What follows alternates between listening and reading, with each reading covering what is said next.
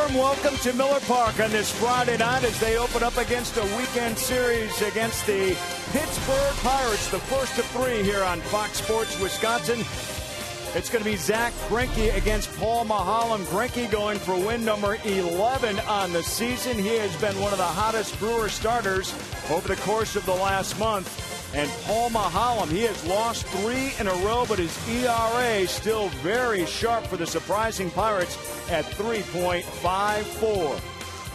Hi, everybody. Welcome as the broadcast continues here on Fox Sports Wisconsin. I'm Greinke. Sean B.A. and Rock will join us in just a moment. But the Brewers back at home here after a very successful road trip, 5-1, of course, as they went through St. Louis and build their lead now in the National League Central. But it's amazing. If you go back just 18 days ago and look at the standings back on July 26, who is in first? These Pittsburgh Pirates are in town tonight. They were tied with the Cardinals. The Brewers were just a half game back in what looked like a very, very close race. But now, Ryan Braun back in uniform tonight. He's going to play for the first place Brewers, and look how things have changed over that time. Milwaukee now a 4-game cushion over the Cardinals. The Pirates went through some bad times and are now 10 out, but still have a pulse if they can get some success here at Miller Park. Milwaukee 13-2 over the last 15 games, and Pittsburgh 3-13 over that time. The main reason, though, they're pitching,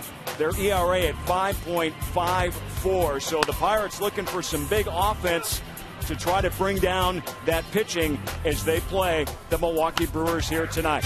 What's looking more and more like the ace of the staff, especially at home, the great Greinke on the mound. B.A. and Rock with some outstanding numbers to share with you on tonight's starter.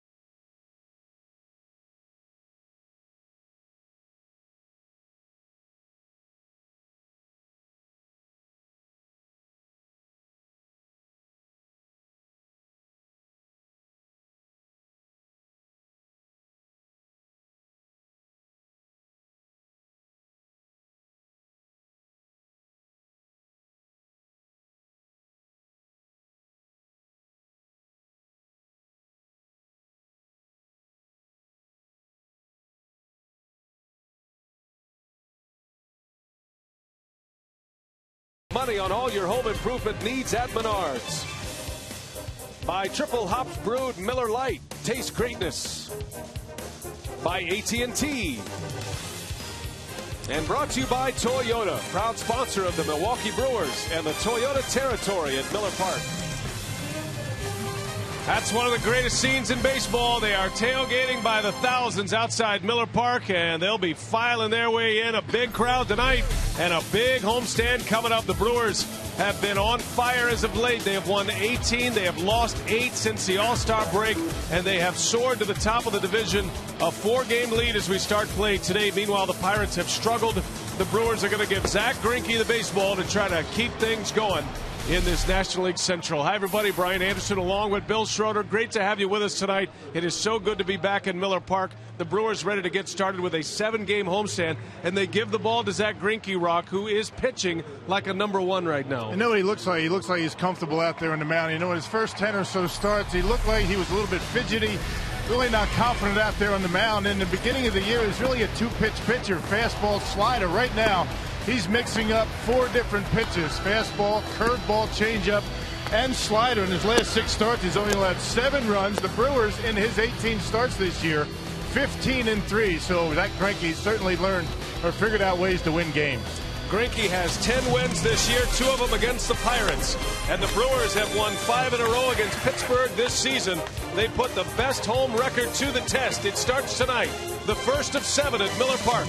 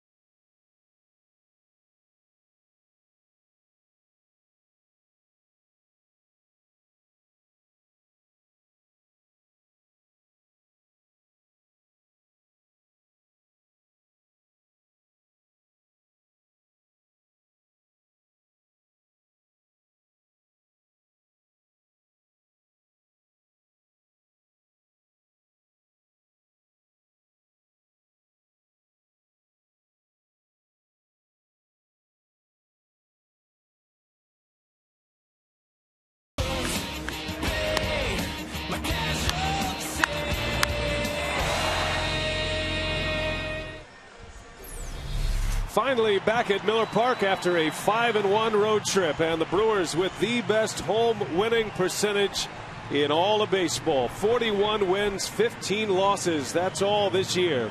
And the Brewers ready to get a 7-game homestand started. The Pirates here for 3, and then the Los Angeles Dodgers.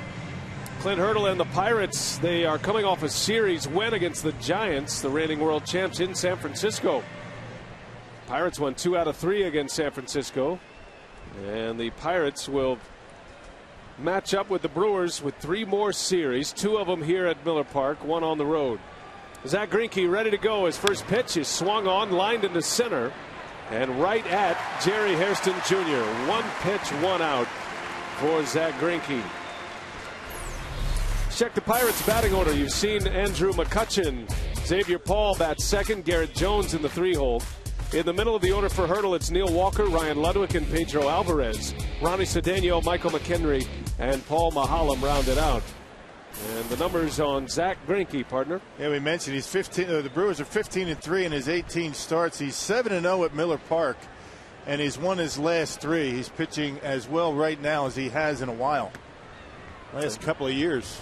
That 7-0 home record to go along with a 3.49 home ERA. Greinke pushed up to start tonight as Xavier Paul slices one into left center, a base hit. Let's check the Brewers defensively tonight. Brian Braun back in the starting lineup. He was out yesterday.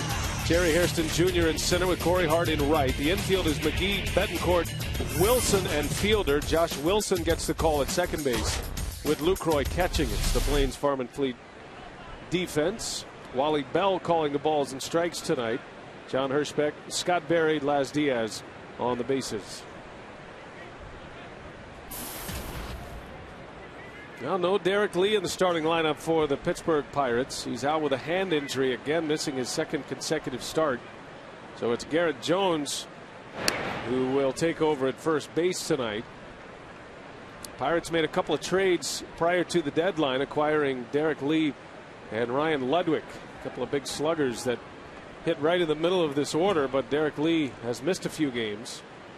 Ludwig is in there tonight, batting fifth. Well, the Pirates were knocking at the door in first place largely because of their pitching. Their offense didn't do much, but a couple of trading deadline deals bringing Ludwig and Derek Lee over. And since that time, the Pirates have really struggled.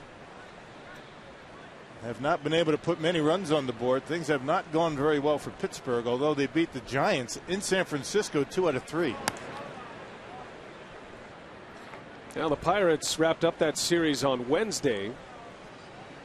And then they flew to Milwaukee Wednesday night. They had an entire day off in Milwaukee yesterday, while the Brewers were playing the Cardinals last night.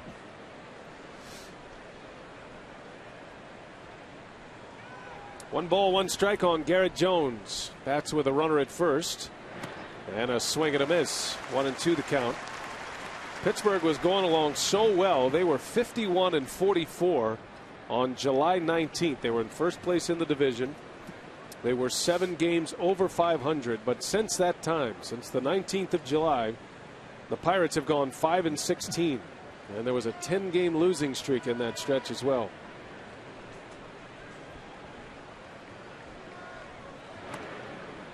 And both the Reds and the Pirates went through a tough part of their schedule, while the Brewers and the Cardinals continued to win games, and the Brewers winning at a record pace to be able to put some separation from the top spot to the rest of the division. Man, for the Pirates, I think a lot of their young starters in unfamiliar territory with the innings that they were eating up. Runner goes, line drive right to Betancourt. He'll make the tag for the out, and a double play to end it. Pirates hit the ball hard 3 times, but nothing to show for it. Underway at Miller Park, the Brewers coming to bat for the first time.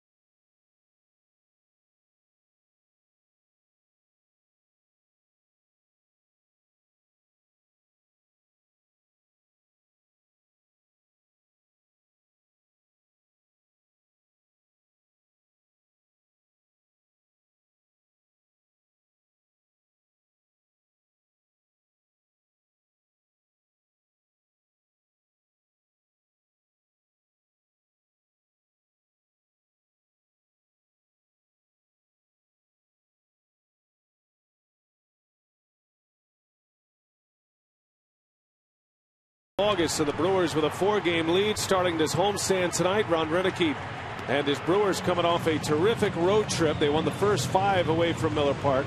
Lost last night. Here's the Piggly Wiggly batting order. Corey Hart, Jerry Hairston, Ryan Braun at the top. Middle of the order for Greinke is Fielder, McGee, and Betancourt. Josh Wilson bats 7th tonight with Lucroy and Greinke rounding it out. Well, Paul Mulholland, the left-hander, making his 25th start of the year. He does have a complete game. He's got that earned run average at about 3.5, so he's thrown the baseball pretty well. He's not had very good luck against the Brewers and has not won a road game since the end of May against the Cubs at Wrigley Field. Now, Mulholland's last road win came against the Cubs. His last win overall against Chicago. Mulholland's numbers decent outside the win-loss totals. 6-12 record, not indicative of the way he has pitched this year. A 3.5 earned run average. Pirates ball club giving up a lot of hits as a pitching staff, but they have the 5th best team ERA in the National League coming into play tonight. They have a 3.70 team earned run average.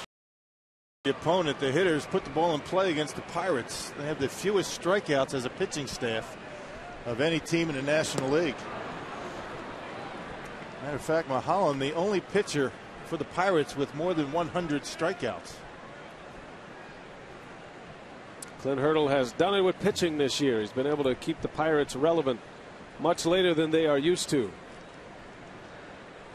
Corey Hart down on the count, a ball and 2 strikes.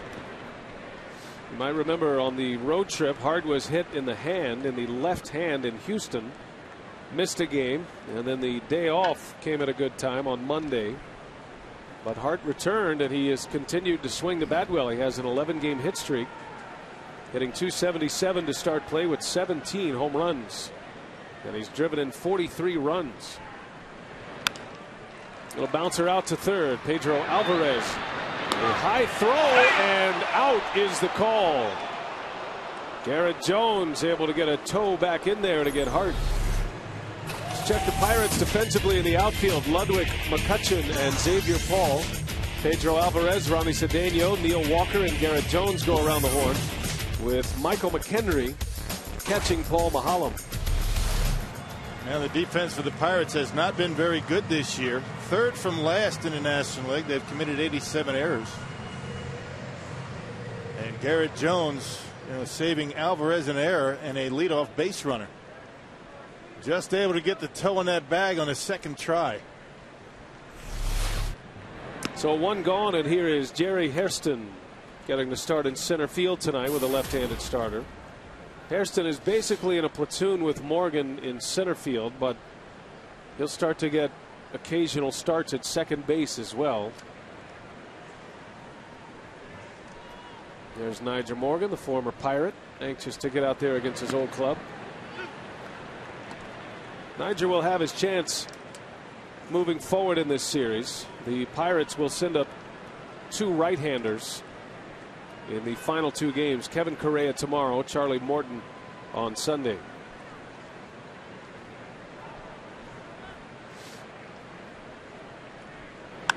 Hairston into center field. McCutchen coming in, and he'll run it down for the out. And a line drive out to center field. 2 gone. For a scouting report, we check in on Paul Mulholland from hitting coach Dale Swain.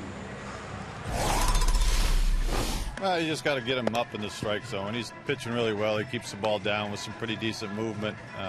He'll run when it's up and sink when it's down. Kind of nibbles both sides of the plate when he's ahead and 2 strikes in the count. So you got to take advantage of. You got to be patient. He can walk guys if you're patient. You just got to lay off pitches down and out of the strike zone.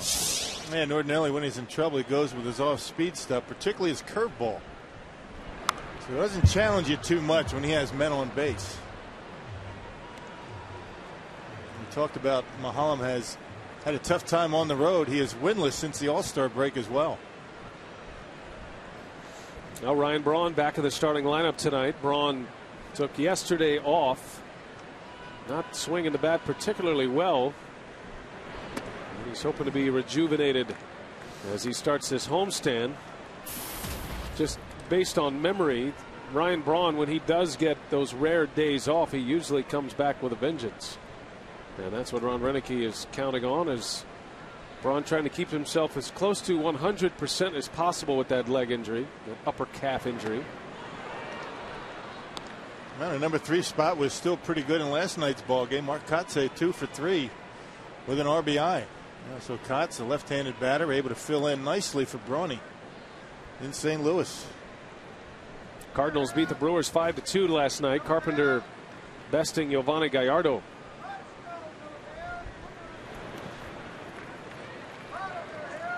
That loss last night snapped a 6-game winning streak for the Brewers.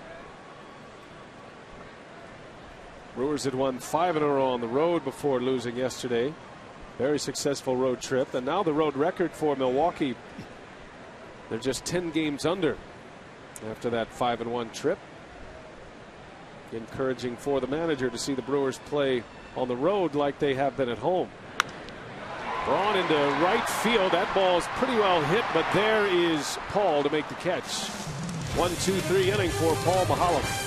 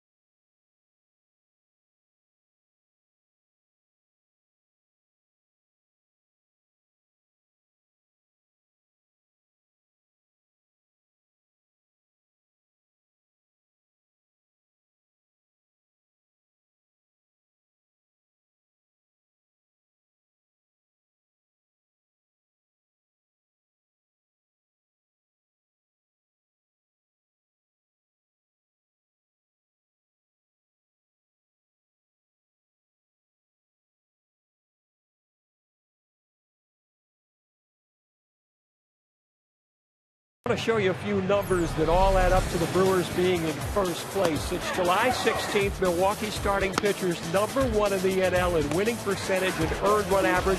The starters are 51-30 this season, second only to Philadelphia. Ron Renicky told me the Brewers don't really have a #1 starter, but 5 starters who give the club a good chance to win every night. It's been working out very well this season, guys. Yes, indeed. And Zach Greinke, as we mentioned in the open, starting to pitch like a #1, winning his last 3. As Neil Walker on the first pitch, little easy pop-up for Josh Wilson. Best winning percentage by starting core since July 16th. The Milwaukee Brewers even better than the vaunted Philadelphia Phillies starting rotation. I guess what would you rather have? One #1 starter and the rest of your rotation maybe 4s and 5s. The Brewers have a bunch of 2s on their starting rotation, which up and down gives you a chance to win just about every day. That'll be put to the test tomorrow. Marco Estrada getting a start for Chris Narveson. Here is Ryan Ludwig with one away. New acquisition for the Pirates, came from the Padres, and a former Cardinal who loves hitting in Miller Park. It's a big bat to keep quiet as Ludwig gets jammed. A bouncer to Josh Wilson, out #2. By the way, just an update on Chris Narveson. He threw yesterday, actually. He was lightly tossed on a knee in the clubhouse in St. Louis. So the spot where he injured his thumb, and if you don't know the story, he was repairing his glove, and he got a hold of some scissors, and maybe the scissors got a hold of him.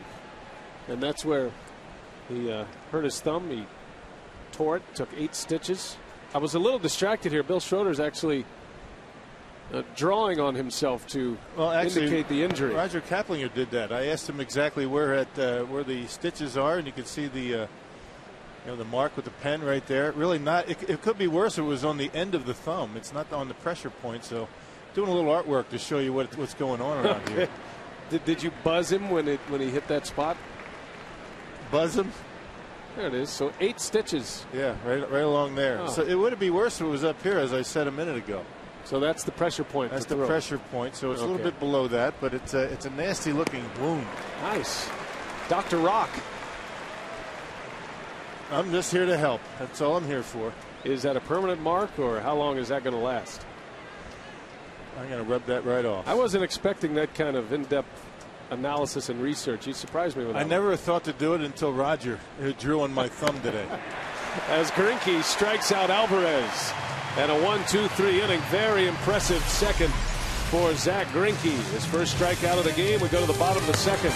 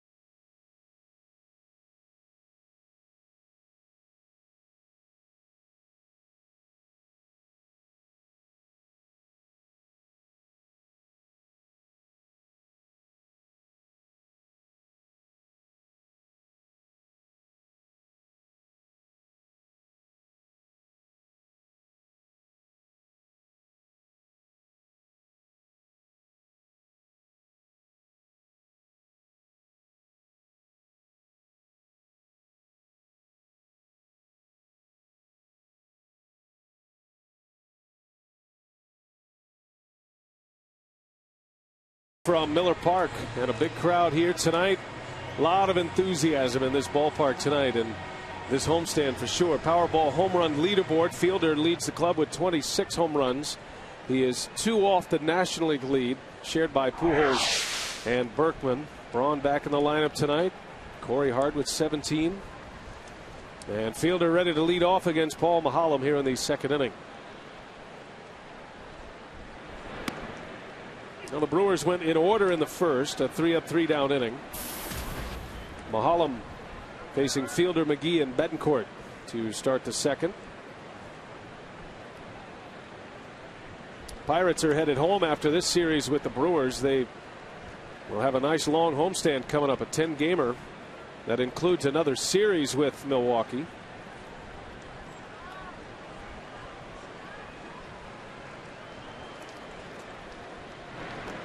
Three more series against Pittsburgh remain. The Brewers are 5-0 this year. They swept the Pirates in mid-May, and that's the last time they've seen the Pirates, May 15th. And they're a different team, in all honesty. I mean, they have a lot more confidence going for them. Clinton Hurdle's done a nice job keeping these guys together, even after that long losing streak. Going into San Francisco and winning 2 out of 3 from those guys, that's a pretty good baseball right there. Now that win against the Giants on Monday snapped a 10-game losing streak for the Pirates. Fielder has been a hot hitter. He's 9 hits in his last 18 at-bats. A couple of home runs as well. He chases a high fastball, fouls it away. So far, it looks like Maholm able to throw it where he wants it at this point. It just keeps you off balance. He's not going to get too much mileage out of that high fastball all night at 89 to 90 miles an hour. But he was able to throw the off-speed pitches for strikes. His fastball will be a lot more effective. A slow roller. The shift was on. This is the shortstop Cedeno on the other side of the infield for out number 1. Yeah, Sundays are now Blue Bunny Ice Cream Sundays. On each Sunday home game, the first 2,000 kids ages 12 and under entering Miller Park will get a free Blue Bunny ice cream. Compliments of Blue Bunny. Now the pitching matchups the rest of this series with the Pirates. Marco Estrada will start tomorrow. And that is a game you can see on Fox. Fox National coverage tomorrow. And again, that's a 3:10 start as opposed to the 6:10 start time that is on many of the pocket calendars and schedules. So with Narveson out, and we were talking about Narveson's injury, he's probably going to miss 2, 3, maybe 4 starts. He's hoping it's not going to be that long. It's a surface wound, I guess, not so deep that it's going to take a while to heal. But they did put 8 stitches in the hand, and Marco Estrada, who was the 6th starter and the man who replaced Zach Greinke to begin the year, will get the first call tomorrow. And you expect maybe between 60 and 75 pitches for Estrada tomorrow. He has not been in a starting role in a while. Got to go all the way back to May. Then you get 4 or 5 innings out of him, I think you'd be happy. And if the Brewers, depending on the situation, you never know where the Brewers are going to go with the bullpen. But you have Frankie De La Cruz, who was a starter down in the minor leagues, that can eat up some innings for you as well. De La Cruz got a tune-up inning last night. He pitched well in a scoreless frame.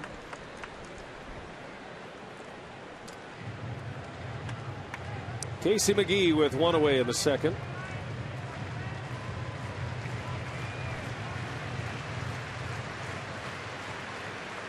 Casey had a big hit on the road trip in St. Louis. Proved to be a game winner in extra innings against the Cardinals on Tuesday night.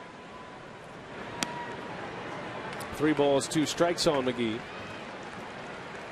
This offense is clicking now like Ron Renneke had hoped. Bottom of the order starting to really get it done. You know, Betancourt's been red hot. Lucroy continues to get his hits. And Casey McGee, although the average really doesn't show, it's been swinging the bat much better. He is a threat at the plate once again.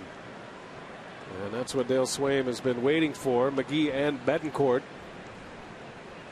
both starting to contribute offensively. Betancourt's been swinging the bat well for a while now. As McGee goes down the line foul. But the lineup seems like it's back in place when McGee is settled in the 5-hole, and then Betancourt with his success at the plate recently in the 6th spot. It allows some flexibility down at the bottom, and when those 2 guys are hitting, Ron Renneke can get a defensive specialist like Josh Wilson in the lineup. And if you're going to mess around with your batting order, it's got to be at the bottom of the order. The top 5 have to be pretty consistent.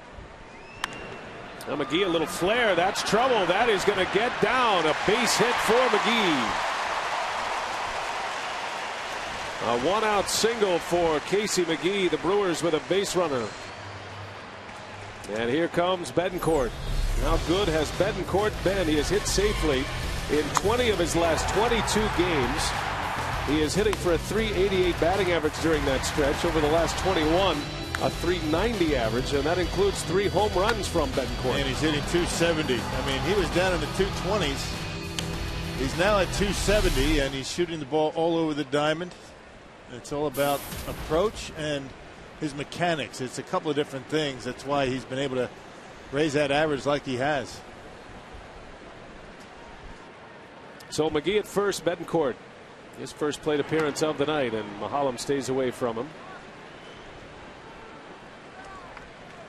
Yuniesky starts the night with a .270 batting average.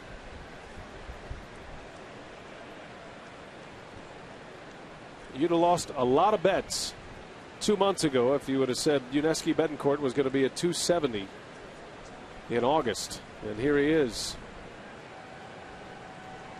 Raised his average over 40 points. That's hard to do in August.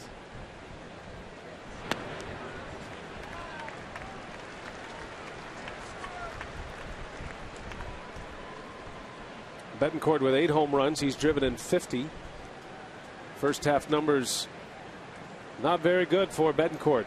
Putting a little Too much pressure on himself coming over in the trade for Greinke, but he has found his stride lately.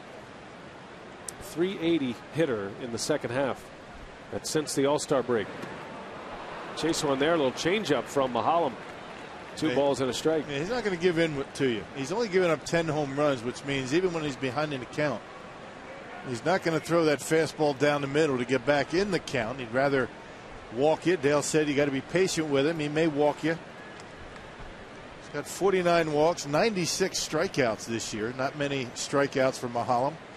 I mentioned he was over 100. It's James McDonald that's got over 100 strikeouts, the only pitcher on the Pirates.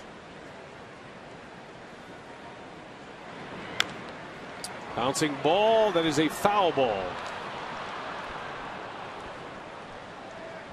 Called quickly by third base umpire Laz Diaz. And it's 2-2 on Betancourt. Everybody going hard until you know it's going to be a foul ball. Alvarez makes a good throw over to second, and Casey McGee comes into second base in a pile, trying to break up that double play.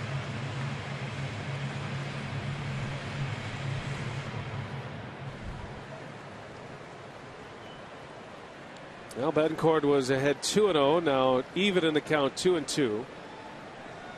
Now Josh Wilson on deck.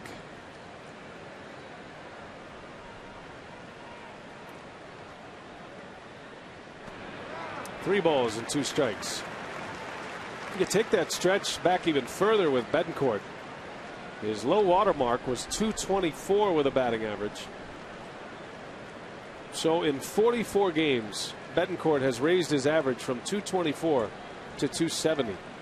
This is a guy who's playing every day as well. It's not easy to put that kind of raise on a batting average. Yeah, a bunch of at bats. It's tough to raise it that high that quickly. Betancourt slicing one foul. That'll head to the seats down the right field line. Well, the Brewers knew he was an offense first shortstop when they got him. He was a big run producer for the Royals last year. Yeah, from the first 52 games to right now, 50 points in the batting average. It's like you could just keep going further and further apart, and right. You see the huge discrepancy no matter where you stop the statistical trend. Bottom line is he's a confident hitter, and he's getting hot just in the nick of time for Milwaukee. Back up the middle, Mahalam bobbles, and his only play is first base. Fortunate, that could have turned into a double play. Instead, McGee to second base. Betancourt retired, and 2 men are out for Josh Wilson.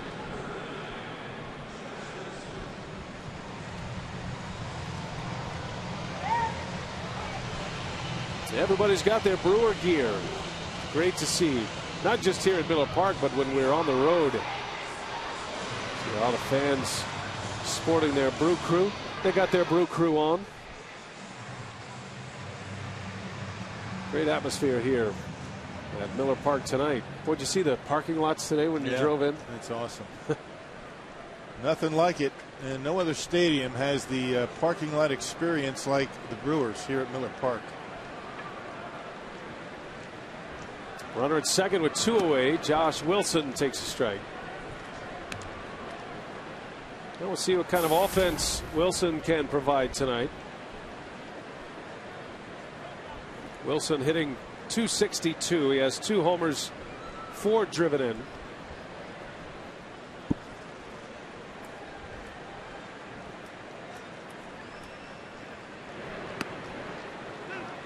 Wilson used as a defensive replacement a great deal, a pinch runner,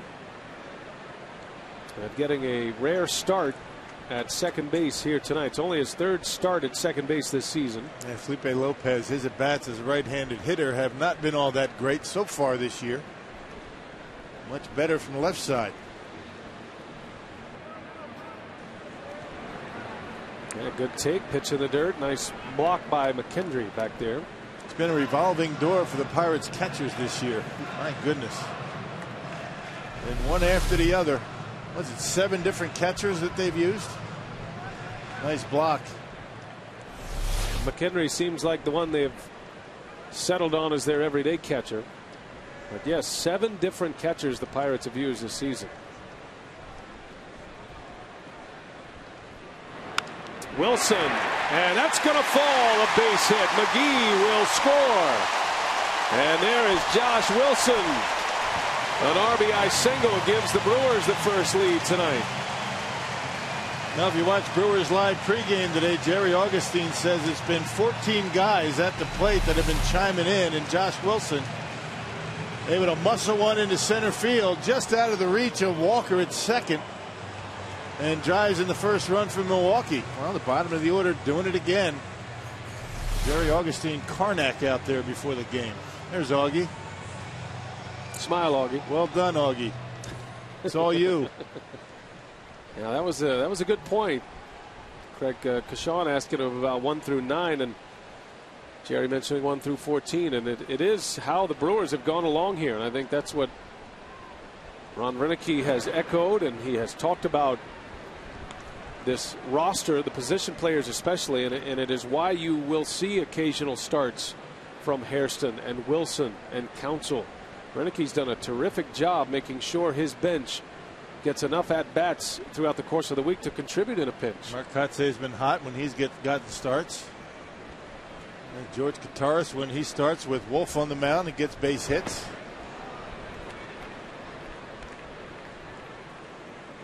Let's face it, when you've been playing as good as the Brewers have, I mean 13-2 in their last 15 games, it's just not Braun and Fielder. It's everybody.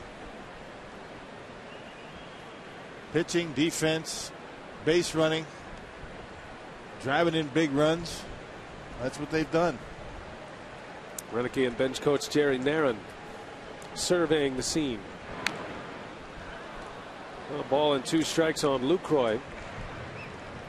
Lucroy has proven to be a valuable hitter at the bottom of the order. Greinke has kept him in the 8th spot for the most part all season. And he's been a good 8th place hitter. That's not an easy role in the National League, especially for a young hitter like Lucroy in just his 2nd year. He had a tough time with it last year. He was unfamiliar with the big leagues, and he settled in nicely, both at the plate and calling a game. Got to know when to be patient. You have to know when to expand your zone a little bit. Down on the count, a ball and 2 strikes. A run is in on 2 hits. Josh Wilson driving in the first run. And Lucroy pulls one to left, a base hit. So back-to-back hits from 7 and 8 in the batting order.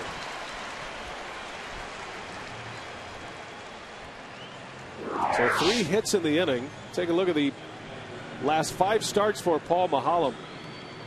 No wins, 3 losses, an ERA near 6. Previous 7 he was very good. Maholm won 4 of his 6 wins this year in that stretch of 7 games prior to this poor stretch after the All-Star break. And his last 2 starts against the Cubs in San Diego, he's given up 11 earned runs in 12 2/3 innings, so has not been thrown in baseball all that well. Quick trip to the mound by Pirates pitching coach Ray Searage, former Brewer, one of your former teammates. Good guy, funny guy, Ray Searage. Took over about midway through last year and he's done a pretty good job. I mean, the Pirate pitching staff has been very good this year. Hit a tough stretch right after the All-Star break, but their bullpen's been solid and their young starting rotation has done pretty well. So Searage has his say with Maholm. Got the pitcher Greinke coming up, who has proven to be a threat with the bat. Greinke hitting .214 this year. He is 6 for 28 offensively. One of his 6 hits a home run.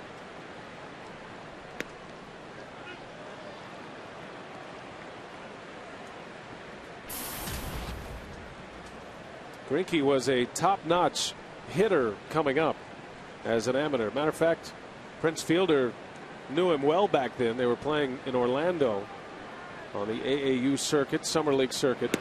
Greinke was a shortstop and had a reputation as one of the better hitters in the area. Prince was saying he didn't even know Greinke had gone to the mound full time until he surfaced in the big leagues with the Royals as a pitcher.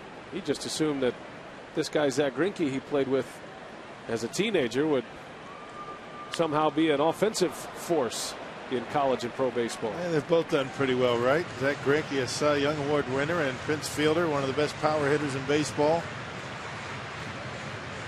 Who would have thought way back then? Yep. And Ricky Weeks was a part of that group as well in Orlando.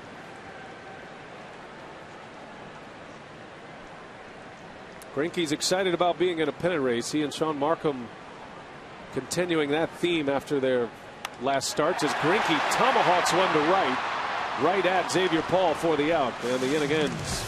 Good inning for the Brewers. They get 3 hits, they score a run, and they lead 1-0.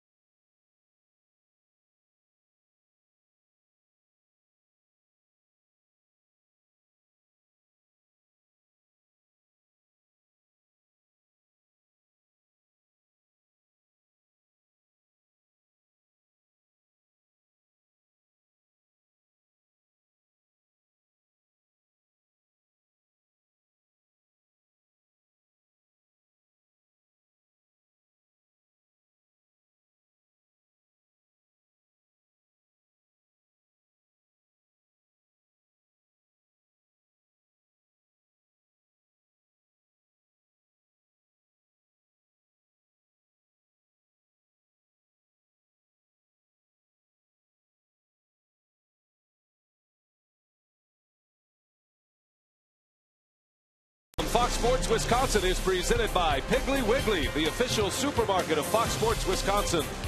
By Ho Chunk Gaming Wisconsin, your ticket to more.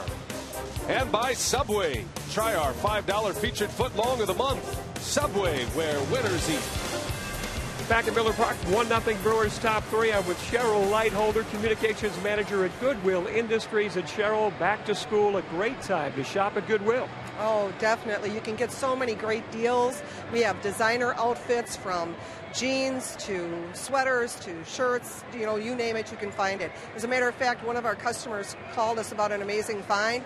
She got a pair of designer jeans, 7 for All Mankind, that range in retail for $120 to $250 for $29.99. Kindergarten to college, you guys have it all. Absolutely. Any age group, any age group. And every sale, of proceeds from that sale, part of that proceed will go back to some programs that serve your mission, right? Right. We serve people who have disabilities and who are economically disadvantaged to find employment. And we served last year nearly 42,000 people with our programs and services. And the sale of items in our store, the donations that we receive are critical to that mission. Cheryl, we appreciate it. Guys, Cheryl has a daughter who lives in Denver who wore out her Ryan Braun shirt. She wore it so many times, Cheryl had to mail her another one. That was her. I remember her at Coors Field when we were there a few weeks back. Good to have folks from Goodwill here in the ballpark tonight. Zach Greinke quickly 0-2 on Ronnie Cedeno to start this inning. Had a quick chat with the governor. He stopped by. Scott Walker here at the ballpark as well, enjoying Brewers baseball. It was nice to see everybody here at the ballpark tonight. Yeah. Got a big crowd, not just out here, but in the booth. Sitting amongst the fans down here at the loge level, having a good time. It's good to see the fans continue to pour into Miller Park. And believe me, it's one of the reasons why the Brewers have played so well here in Milwaukee. The fan support. That's a great scene wherever Rock and I go on the road. It is usually one of the first things people ask about. As Greinke makes a play, 1 gone here in the 3rd inning. Just a reminder, tomorrow Fox Saturday Baseball, the Brewers and the Pirates in front of a national audience tomorrow. This week's telecast of Fox Saturday Baseball begins at 3 Central on Fox. Josh Lewin and Eric Karros, I believe, are the commentators tomorrow. So you can catch Brewers baseball tomorrow on Fox, and then next Saturday the Brewers are also on national television on Fox Saturday Baseball. That'll be the Brewers and the Mets with our old buddy Matt Vasgersian. We saw Matty yesterday in St. Louis. Matt Vasgersian and John Smoltz. I tell you, John Smoltz is a class guy, isn't he? Man. Yeah, we appreciate John coming on the air with us. He was kind enough to give us a national perspective on the Brewers. I'm not saying Matt Vasgersian's not a class guy, but I'm just saying. Different kind of class. People that don't know John Smoltz, he's a regular guy. He really is. Yeah, we had a lot of fun yesterday with Matty V and John Smoltz. It's like a night at the Improv when you have lunch or dinner with Matt Vasgersian. You're just constantly laughing. Yeah. I remember when Matt and I were in the minor leagues together in the Texas League, he actually did stand-up comedy. He had a bit. Funny. He went on and had a bit. There's a swing and a miss, and Greinke strikes out McHenry.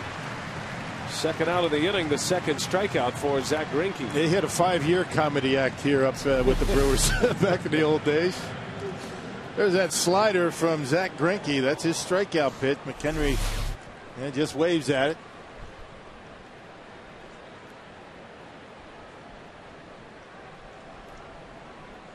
As high as 94, Greinke has thrown that curveball as slow as 63 miles an hour. 2 outs in the inning, and Mahalam at the plate. Greinke has faced the minimum at this point. He did give up a hit in the first inning, but then there was a line drive out that turned into a double play to end the first. So he's faced just 8 batters so far.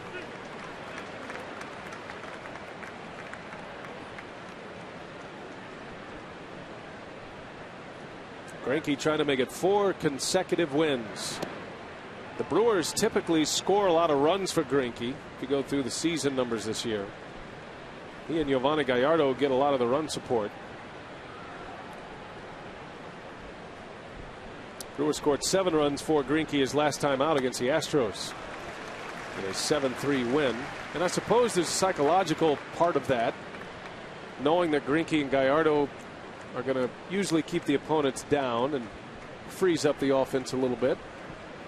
That's usually when you see your best offensive games, when you're relaxed. There's a strike called, and down goes Mahalam. 3 strikeouts for Zach Greinke. He's faced 9 to start this game.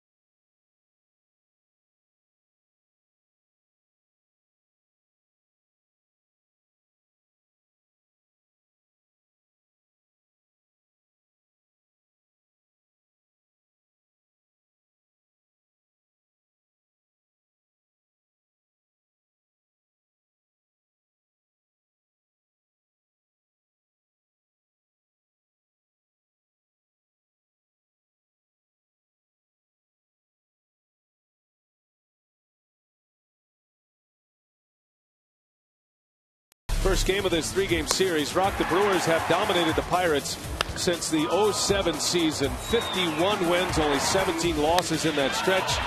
Milwaukee has won 33 of the last 36 games against the Pirates here at Miller Park. That's a big sample size, and one team putting up big domination over another in this division is very rare in the game of baseball. Yeah, and a lot of times, a lot of these games have been pretty close. The Brewers have been able to come from behind late in games, and it's just one of those things. I think it just has it. It's in the Pirates' head. It's been a number of different players that have gone, through the Pirates organization, and it's continued since the end of 2007. It's been amazing. 33-3 for the Brewers against the Pirates here at Miller Park. And there was a 22-game home winning streak in that group. As Hart goes into right field, that is well hit, but there to make the catch is Xavier Paul. Got turned around a little bit. Playing deep. Out. Yeah, that outfield playing very deep. They don't have far to go. And the Pirates incorporate that style of defense against the Brewers, taking away the slugging percentage. And when you play that deep, you're going to see a lot of balls fall in front of the outfield. We've already seen it today.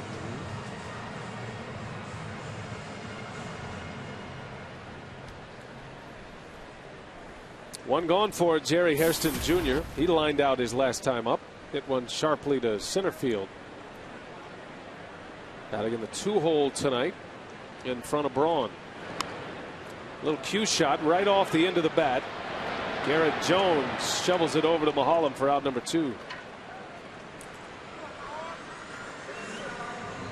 And 2 quick outs for Paul Mahalam. It's not always just about the game here at Miller Park, especially for those guys. The miniature slide, always a lot of fun. That's where my kid hangs out.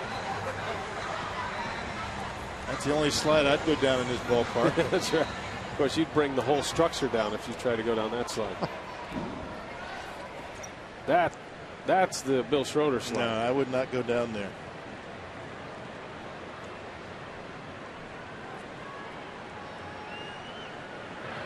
Well, maybe we'll see Bernie take a trip down that slide pretty soon. That's one of the incredible things about this Brewers winning streak and this run that they have been on, 13-2. It hasn't been a lot of home run balls that have gotten them their wins. It's been good timely hitting, double-digit hit totals, and very good pitching. Went long when the Brewers would not win unless they hit home runs. That's not the case anymore. Well, having Braun back in the starting lineup certainly helps that cause. The Brewers' last home run was Tuesday against the Cardinals. Corey Hart hit a 3rd-inning home run on Tuesday. 1 ball and 1 strike on Braun. Flew out to right his last time up, hit it pretty well to deep right field.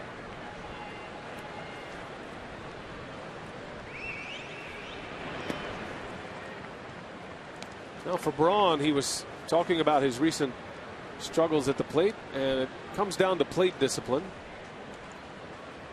The Cardinals pitched Braun inside for the most part.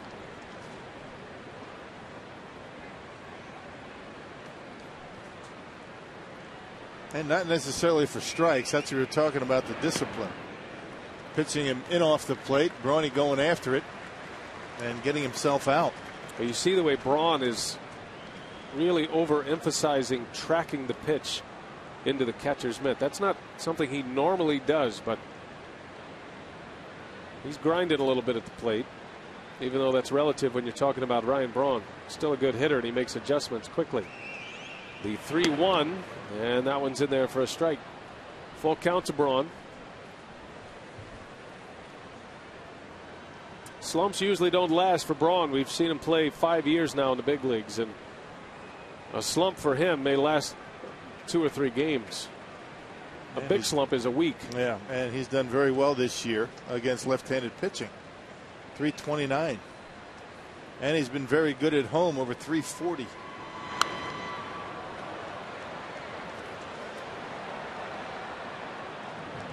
Braun was 6 for 23 on the road trip. Most of that damage done in St. Louis, or rather in Houston.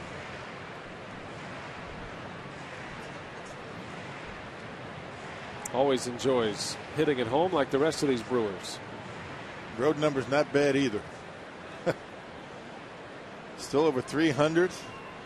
Pretty good splits. Home runs pretty even. Well, Braun has a chance to win a batting title this year. Jose Reyes is the National League leader. Braun is second as he rips one to left, a base hit. Worked it to a full count. Braun got himself ahead in the count and now delivers with a hit. A 2-out single that'll get Fielder to the plate in the third. Guy knows what he's doing. He takes a 3-1 fastball right down the middle to get it to a full count, and then gets one down and in. That apparently the pitch that Braun was looking for. And look at the extension that Braun gets. He goes down and gets it and bangs it into left field. Way out in front. You got to catch that baseball in front of home plate, or you get jammed on the ball inside. And now Fielder gets a swat at Mahalam and a big cut and a miss. Shift is on for Fielder. Got 3 infielders on the right side. That shift paid off in the second inning. Fielder grounded out. Most managers put a shift on with Fielder at the plate.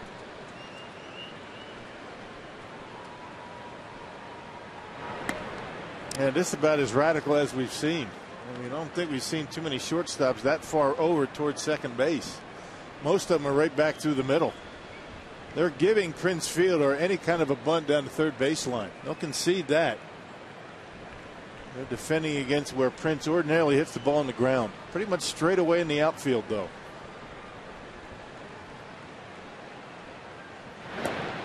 And if anything, the Pirates outfield playing Prince slightly to go to the opposite field.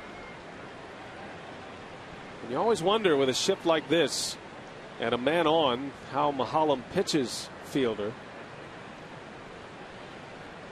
You position your defense to his strength, you pitch to his weakness. Which I'm not sure where that is with Prince. I was just trying to think about where exactly that might be. But it's got to be tempting for Fielder. Of course, he's probably not going to do it with two outs, but and 2 strikes, just push one over to third base to get a base hit. A lot of guys would do it. Yeah, Lance Berkman did it against the Brewers last week. 1 ball, 2 strikes. Braun over at first, and Fielder rips one to right center, a base hit. Well, the way that guy can pull his hands in on a pitch in. Mahalam dropped down on him. Mahalam wanted that pitch on the outside corner. He left it in. It was actually on the inside corner, and Prince able to pull the hands in and still get the barrel of the bat on it. Check it out. Look at the way he pops those hips open. Keeps the hands close to his body. That's the only way you can get the barrel of the bat on that baseball. It was in on him, and able to fight it off into center field. Braun safe at second, safe and secure. New York life. You saw him hit 2 home runs on pitches like that in Houston. And you have to feel like the scouting report is starting to change a little bit on Fielder as he continues to handle the inside pitch. That's the first time we've seen Mahalam throw from that angle, so that had to be a bit of a surprise for Fielder, but he adjusted, and now 2 on with 2 out for Casey McGee. And when you keep the hands this close to the body, look at the one on the left. You can see Prince really not able to get his arms extended to get that power, but he's still strong enough to muscle it over the head of Ronnie Cedeno, the shortstop. Just some kind of hitter. That's just not a power hitter standing right there. That guy can hit. And he continues to maintain a .300 batting average. So now McGee in that all-important 5-hole in the batting order. With 2 on, Braun and Fielder 2 out hits. McGee singled his last time up. Singled and scored in the second inning. It was a 2-out RBI single by Josh Wilson that drove him in. The only run of the ball game so far. Ball and a strike. Braun's got a big lead at second, and McGee takes a ball inside. 2-1.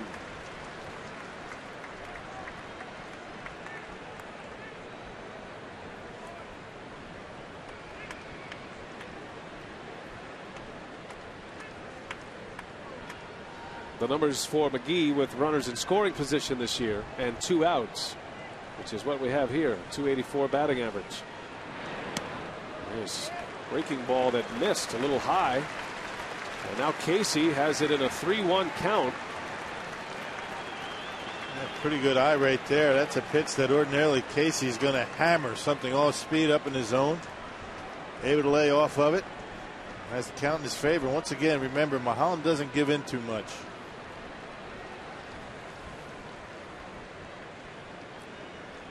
So what does he do in a 3-1 count?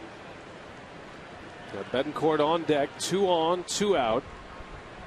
And McGee fouls it away. Went with a fastball. He got it by him. He challenged him. He gave in and threw it right down the middle, and Casey fouled it straight back. When you do that, you get the count in your favor like that. You get a hittable pitch. That's what makes you walk around that batter's box a little bit, talking to yourself. It's just the notion of Mulholland's changeup, which is his best pitch. He's able to get by with that 89-mile-an-hour fastball. Full count. Mulholland checking on the runners. Braun and Fielder will be off with the pitch. So a base hit will score one for sure. Anything down a line or in a gap, Fielder's got a great chance to score from first.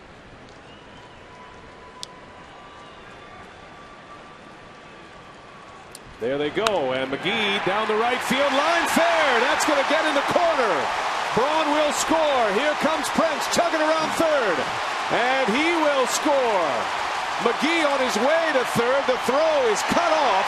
That's a 2 RBI triple for Casey McGee. 3-0 Milwaukee. All right, how about that at bat right there for Casey? That wasn't a bad pitch by Mulholland either.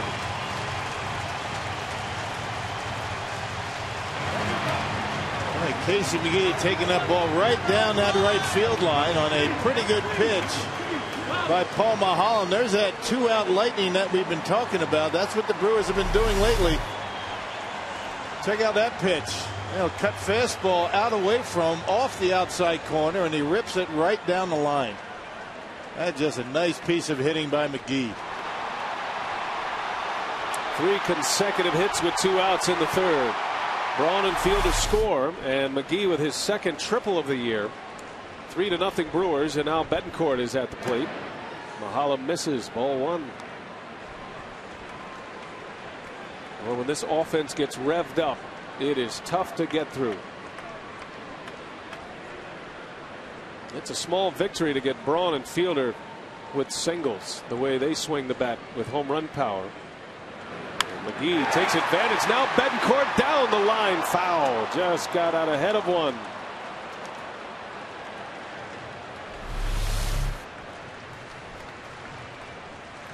Now a little bit of a problem with that ball down in the corner. You can see Prince hitting the corner of the bag, springboarding him into home plate. Looks like a sprinter, doesn't he? Need some Chariots of Fire music. I'll right tell you there. what, Prince looks pretty fast in Exmo. Yes, he does. Got a lot of moving parts.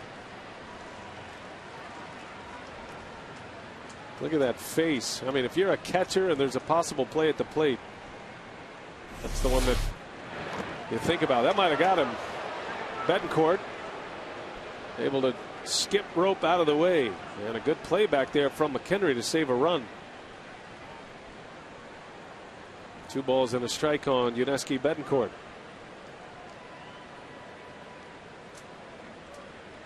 Right, how about the at bats for the Brewers in this inning? 2 outs and nobody on. Braun with a great at bat. Prince with a 2-strike base hit, and a full count triple down the line for Casey McGee.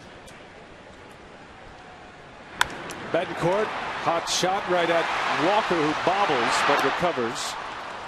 And the inning is over, but the Brewers strike with 2 outs. Casey McGee, a 2 RBI triple.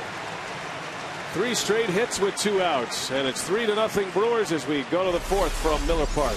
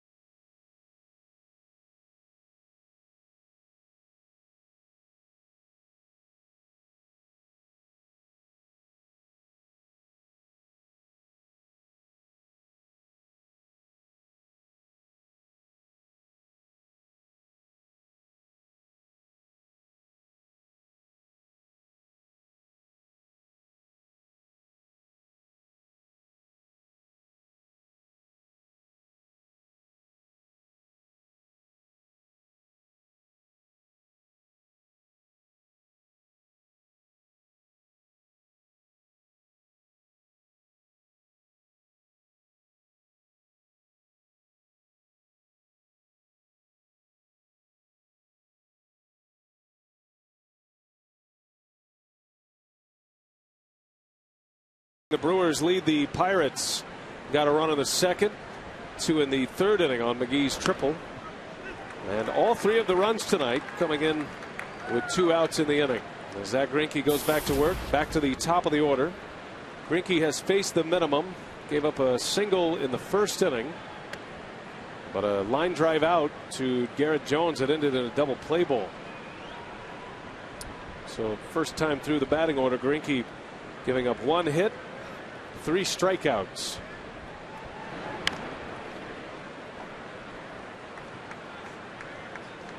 Andrew McCutchen probably had the hardest hit ball of the night. He lined out on the first pitch from Greinke to start this game, hit a missile out to center field. Yeah, that double play line drive that was hit by Garrett Jones was hit pretty well too. So 3 pretty hard hit balls in the first inning, but nothing since. McCutchen, an all-star this year for the first time. He had a big game on Wednesday in that victory against the Giants. He homered, he walked 3 times, he scored 4 runs against San Francisco. A big cut and a miss. Greinke strikes him out. 4 strikeouts for Greinke. That's 3 in a row as we check in with Mark Concannon. PA time for crew in the community. The Brewers Community Foundation continues to feature the ultimate auction online. Bid on one-of-a-kind items through August 16th, including Brewers Fantasy Cap 2012, the Miller Park Party Suite for 20, get to coach first base in Arizona 2012, and you can get a complete list of auction packages at brewers.com/BCF Week. Rock, how is the fantasy cap shaping up? Yeah, coming along nicely, Mark. We were getting a lot of registrations in the mail, and things are looking pretty good. January 29th to February 5th. I got a verbal commitment from Gorman Thomas to be a coach. Now, you heard it. I was there. I heard there. It. He kind of snorted it, but I heard it. Said something about a contract, but I don't issue contracts for fantasy camp coaches. 0-2 the count on Xavier Paul. Good to see big Spike Gorman Thomas at the ballpark today. He and Jerry Augustine were having a Jim Gantner laugh off. Greinke inside corner, called strike 3. Paul is retired. And Zach Greinke has struck out 4 in a row, gives him 5 for the game. Carsoup.com email the booth question tonight. Tate in Milwaukee wants to know if the Pirates finish at 500, would that be considered a successful season? By Pirate standards, over what has happened since 1992, yes, but not by that man's standards. Right. I mean, Clint Hurdle had these guys in contention right around the All-Star break, and they just kind of slipped away from them. But things can turn around quickly.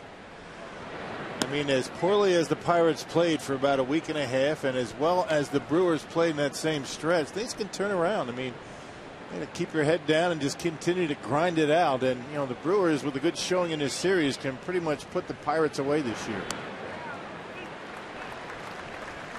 I think the Pirates coming into this series, although you probably wouldn't hear that from their clubhouse, but feeling like they need a sweep here.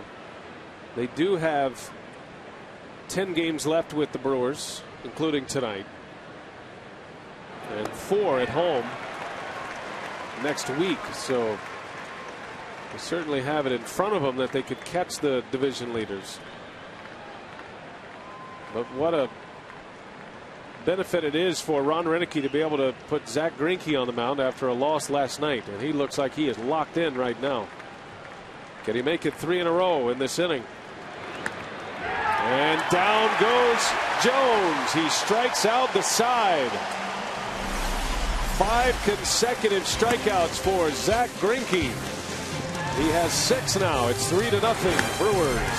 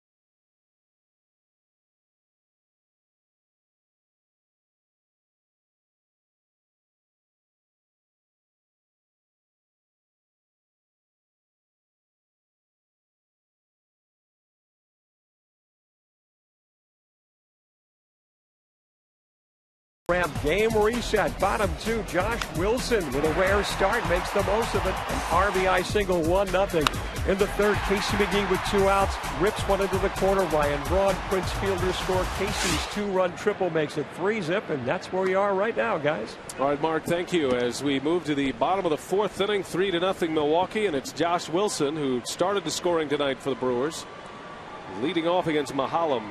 Bottom of the order, Wilson, Lucroy, and Greinke. We are on consecutive strikeout watch with Zach Greinke now. He has struck out 5 in a row. The franchise record is 7 straight, 7 consecutive strikeouts. Steve Woodard did that in 1999.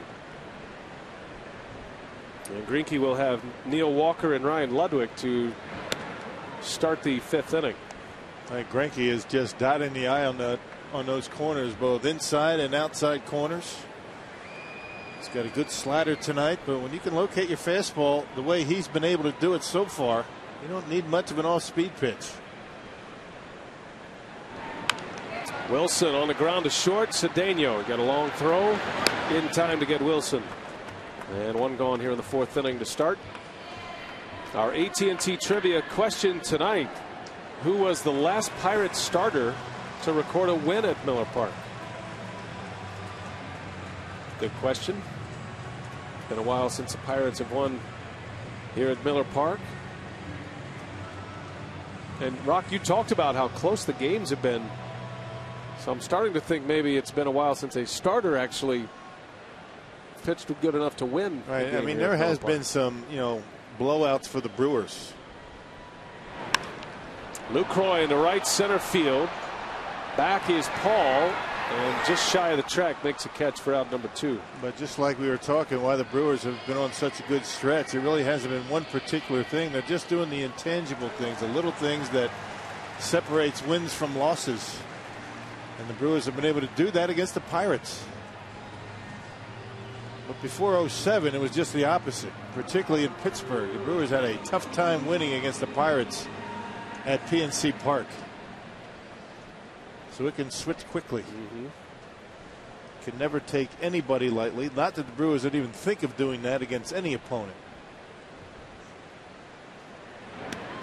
Well, you just look at how the Brewers have been able to turn it around against Cincinnati. The Reds have dominated the Brewers over the last few seasons. Nothing like Milwaukee over Pittsburgh, but the Brewers able to take 3 out of 4 from the Reds right before the All-Star break, and that was a significant series for Milwaukee in a lot of regards.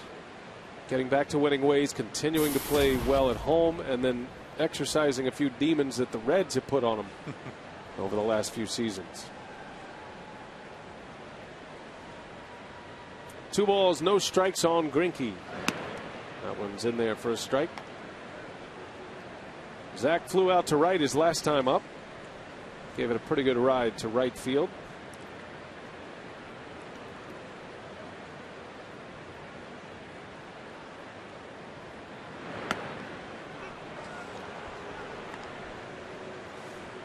Greinke nodding in approval of that call from Wally Bell. You can't blame him. Yeah, bring me up on that every time. I want the same pitch.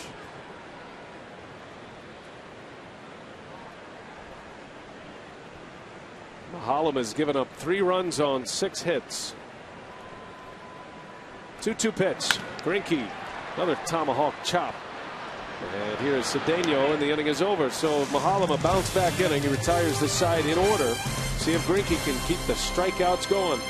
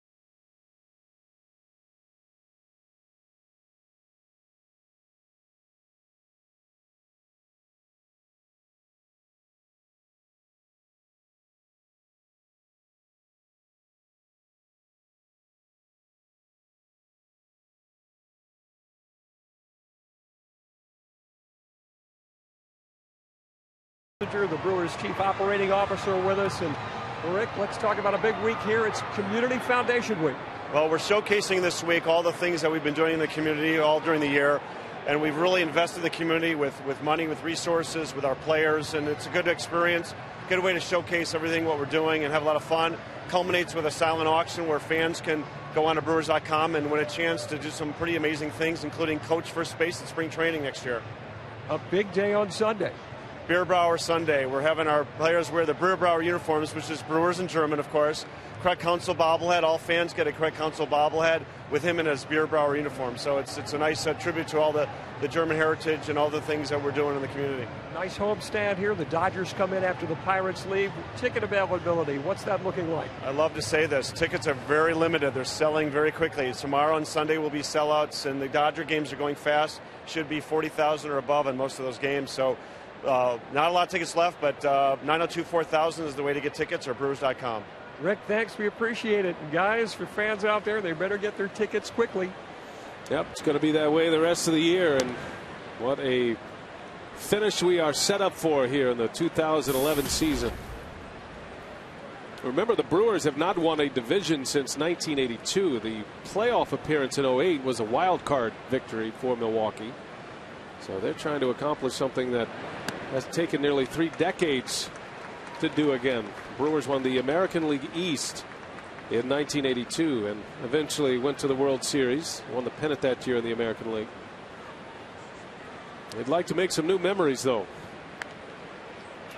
Now fielder is over. Nice play. Greinke is there, and the out recorded.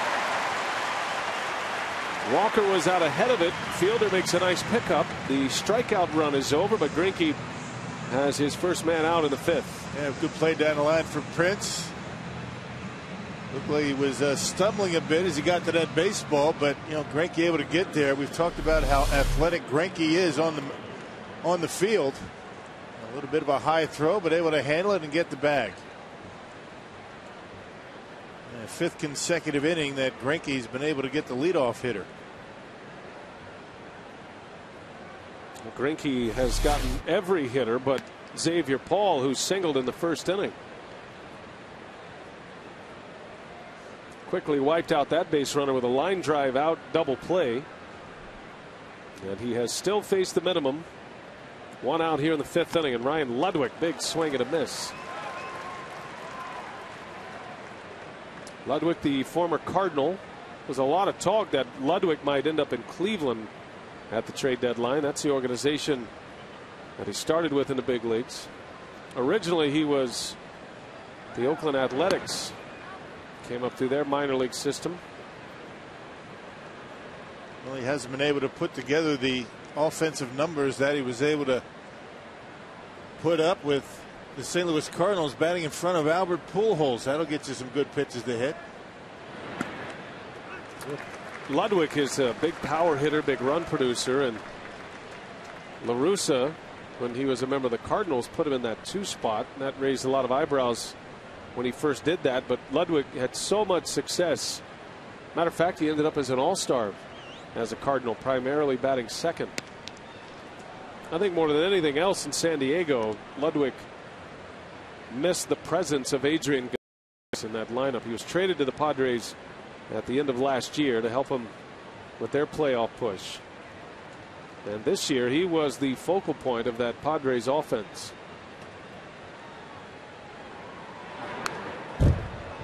So he goes from a pitcher's park in San Diego to a pitcher's park in Pittsburgh. Makes a lot of difference on your offensive numbers based on who's around you in your lineup. Certainly the case. San Diego had a horrible time scoring runs. The Pirates pretty much in the same boat. That's why they picked up Ludwig and Derek Lee. Full count to Ludwig. Little cue shot, and that's foul.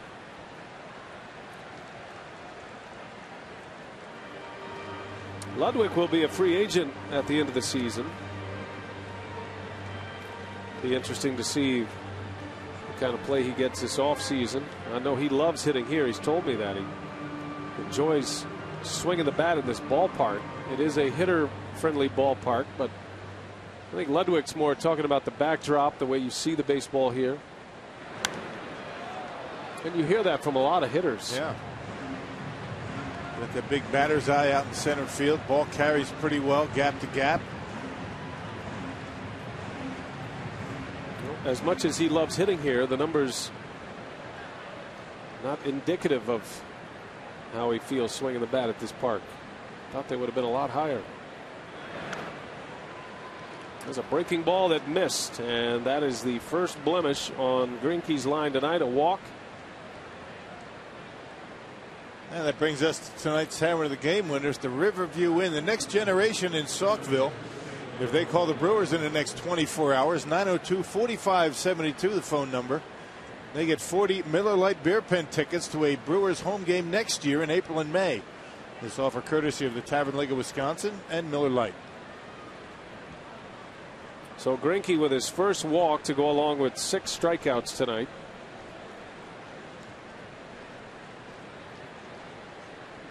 A base runner with 1 out for Pedro Alvarez, and there's strike 1 to Alvarez.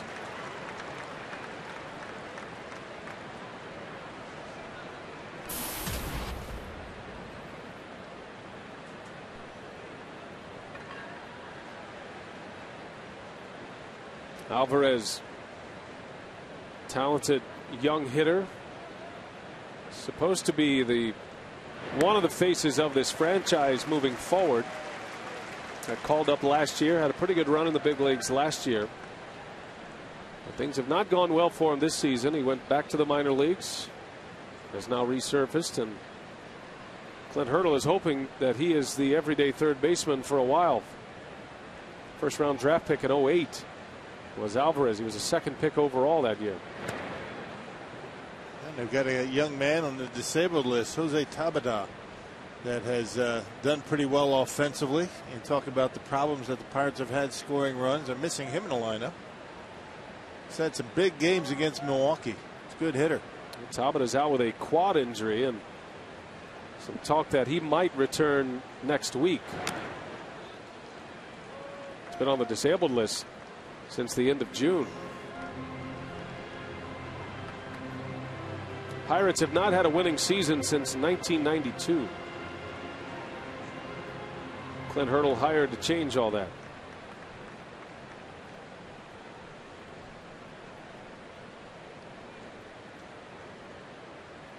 One and two the count with a runner at first. And that one skips right between the legs of Lucroy. It'll be a wild pitch. Now the glove came up on Luke that time, and the ball stayed down. It might have skipped off home plate. Anytime the baseball will hit home plate, it will stay down. Let's see if that's what happened. Right in front of home plate, you can see Lucroy come up. Glove comes up, and the ball goes right through his legs. That baseball about 2 feet in front of home plate. That takes Greinke and the Brewers out of a double play chance. And now a Pirate into scoring position for the first time tonight. 2 and 2 the count. Alvarez steps out.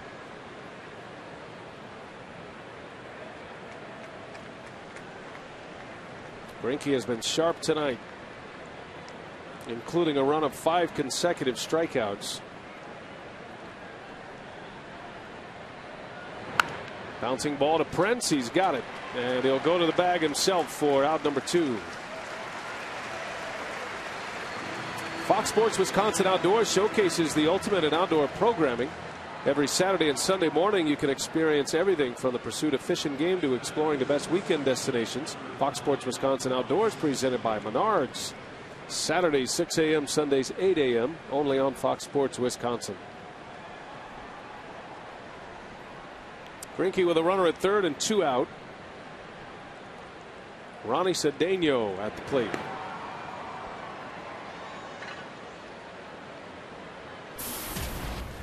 Cedeno bounced out back to the mound in the 3rd inning.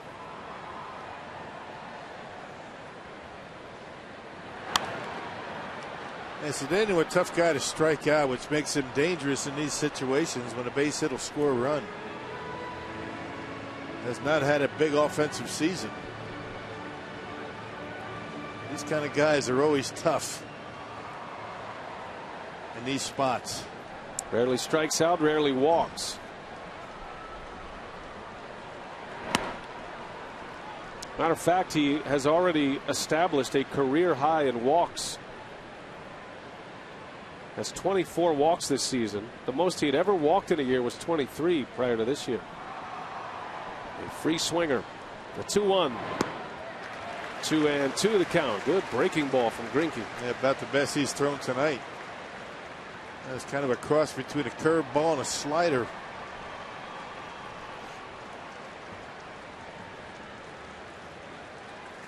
Greinke has not pitched from the stretch much, and now he's going to go on the windup with a runner at third. The 2-2 on the way, and a fastball missed. Full count to Cedeno.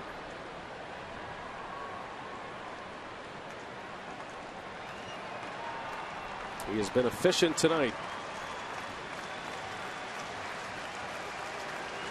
Payoff pitch. Slow curveball. A pop-up. Fielder is back. On the run is Wilson, and he's got it for the out. Josh Wilson hauls it in. Greinke through 5. He's working on a one-hitter.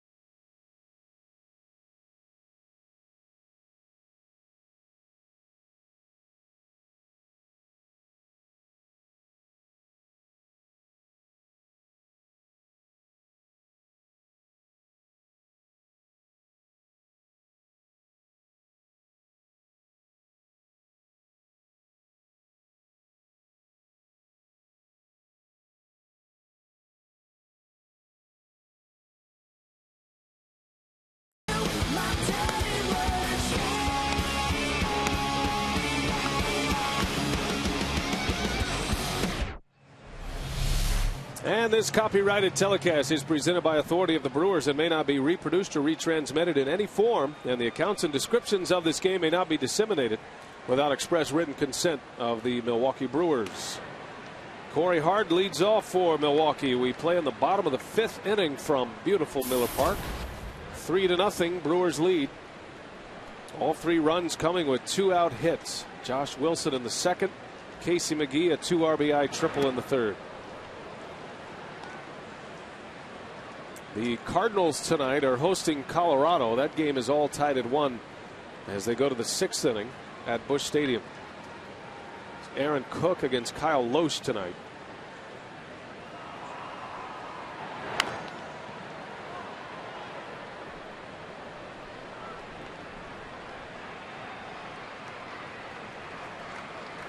David Freese has the lone RBI for the Cardinals. Carlos Gonzalez homered against Loesch for the Rockies to tie that game. Keeping a close eye on St. Louis the rest of the way. The Brewers will have 2 more series with the Cardinals. 6 games remaining against St. Louis. 10 left against the Pirates, including tonight.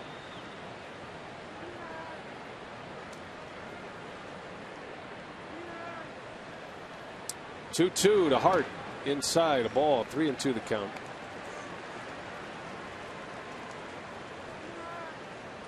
Corey Hart, Jerry Hairston, Ryan Braun due up here in the 5th inning. If anybody gets on, fielder will bat.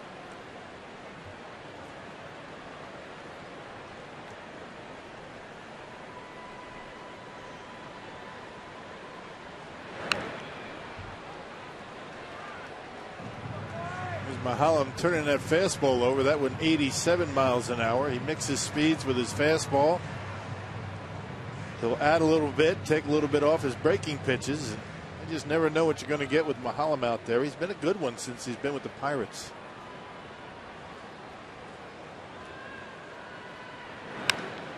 Hard to bounce to the third. That gets by Alvarez.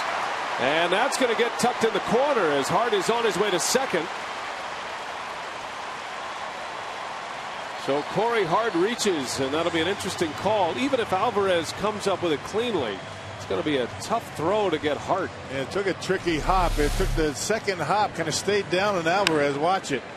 Bingo. It just stays a little bit down more than Alvarez had anticipated. And he looked like he played it okay. Went back on it, just whiffed on it. And they're going to give Corey a double. That's a good call. And a 12-game hitting streak for Corey Hart. Hitting over 400 during that streak. Leadoff double for the Brew Crew. Here comes Jerry Hairston. This is when you love a guy like Hairston in the 2-hole, and Nigel Morgan fits that bill as well. Greinke has put a power threat in the leadoff spot. A home run, a triple, a double threat for this very purpose. Because the 2-hole hitter is a guy that you feel confident can move the runner, whether it be a bunt, ground ball to the right side. Nigel bunts a lot in these situations. You saw Hairston try to do the same. Playing little ball, something the Brewers have done a good job of. Well, Hairston bunts that one foul.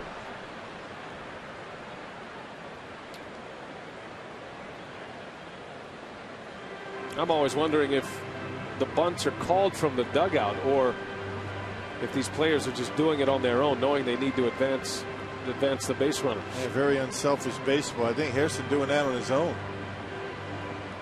Doing what he has to do to get Corey Hart to third base. If you're not confident in your ability to hit it to the right side, just drop down a bunt. 0-2 the count on Hairston.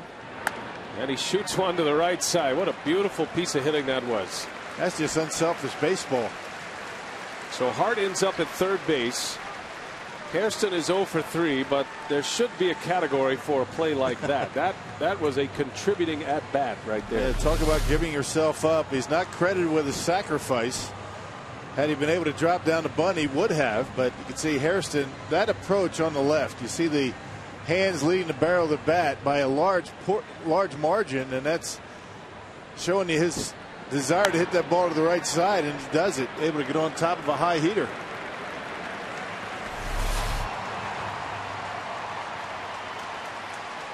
So Hairston, a productive out to move Hart to third base. And here is Ryan Braun. But so much pressure on the defense with a runner at third. And less than 2 outs. And you got the big boys coming up to try to drive him in. 3-0 Milwaukee. A chance for more here. Hey, Braun's got to be licking his chops with the infield in right now. He stung one his last time up the left. Not much range when you're that shallow.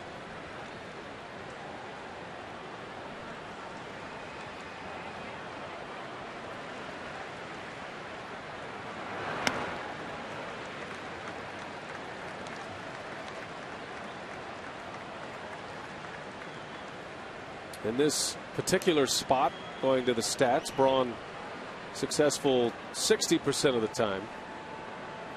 How do you think Ronnie Cedeno's feeling about right now, being that close to Braun? He's in on the grass, about just close to the cut of the grass. And that one is in the air to right. That should be deep enough. Xavier Paul makes the catch, winds it up, throws to the plate. Hart coming in, he's safe. And the Brewers execute for a run here in the 5th inning, all set up by that Hairston ground ball. And it's 4-0 Milwaukee as Ryan Braun drives in a run with a sacrifice fly. And doing the little things that separates wins from losses. And you know, that ground ball that Corey hit could have easily been grabbed, and he could have been out at first base. Goes down the line. Hairston gets him to second, and Ryan Braun with a fly ball. Unselfish team baseball. That's what the Brewers have been playing, and you can thank the guy on your right there, Ron Greinke. These guys have bought into what he's been trying to teach them.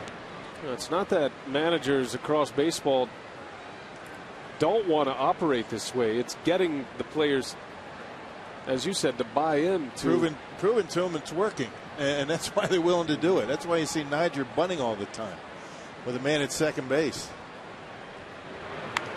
Fielder gets sawed off on a hop to Alvarez, and the throw not in time. Fielder with an infield hit. And they're loving it in the Brewers dugout as Prince legs one out. That's some good hustle by the big fella right there. I told you he looked fast in Fox mode, didn't I? Yes, he did. And look at him go. He's sniffing base hit. A little cue shot off the handle. Alvarez not able to get him, and Prince fired up. Tie goes to the runner. Well, you won't find a superstar that runs like that every time. Fielder legs one out for a base hit, and more enthusiastic over that safe call than some of his big home runs. Keeps the inning alive. It's a 2-out infield hit. Now McGee, who drove in a pair his last time up with 2 away. As a matter of fact, the Brewers now have 6 hits with 2 outs. 8 hits are already in the 5th inning, or still in the 5th inning. McGee can deal a severe blow to Mahalam and the Pirates right here, especially with Greinke on his game on the mound. Coming in is Walker, and he slides and he makes the catch for the out. Nice play, Neil Walker, and the side is retired. Brewers get a run. They play a little small ball, and even their slugger goes with an infield hit.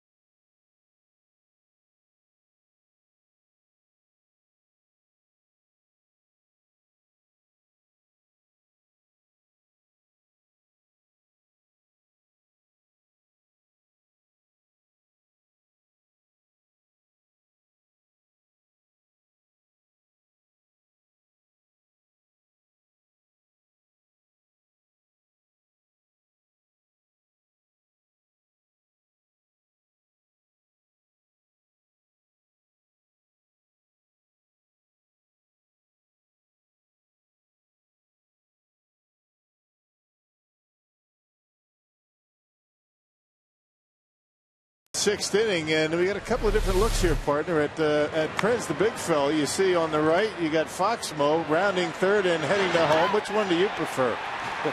I think the game would take a little bit too long if they actually ran like that. If the game was played that slow. Either way, his legs have been the story tonight. Prince Fielder.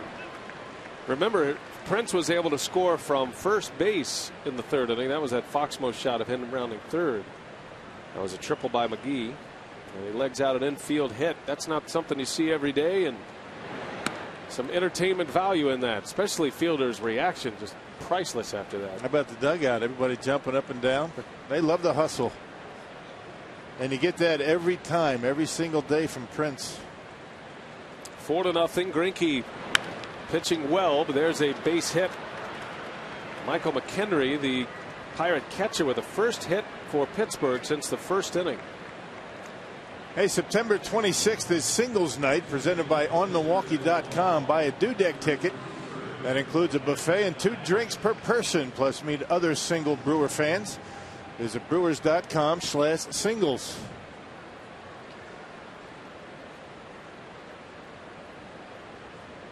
Leadoff base runner for the Pirates for the first time tonight.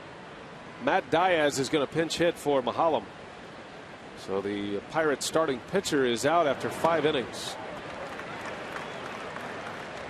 His winless streak against the Brewers continues.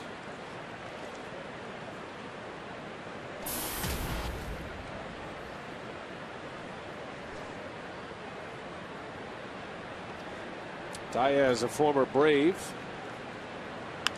And he lines one, a base hit. So now 2 on for the Pirates. Back-to-back singles for Pittsburgh.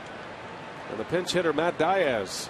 And Diaz doing a nice job staying back on that breaking ball, hitting .291 against lefties this year. That's where he does most of his damage. Only .240 against right-handers. That's why he's not in the starting lineup. But a pretty good at bat. And the Pirates have 2 men on for the first time. That was actually a breaking ball that stayed up in the zone. Stayed back and able to bang it out of the reach of Josh Wilson.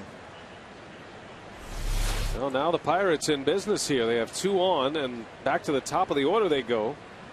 All-star Andrew McCutchen, who is 0 for 2 tonight. Bouncing ball to short. Betancourt to second for 1. The turn in time. A good arm by Wilson. My goodness.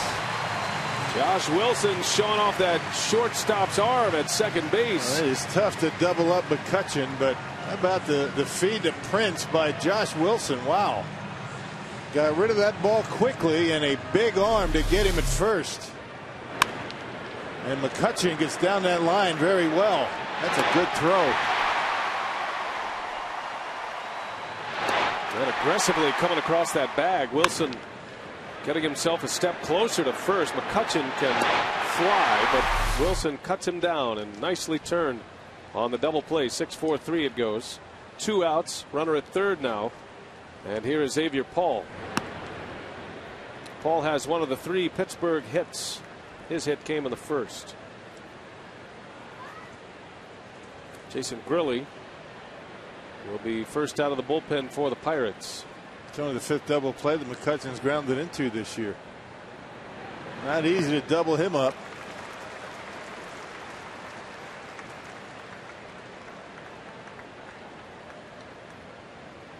And McCutchen 0 for 3 tonight.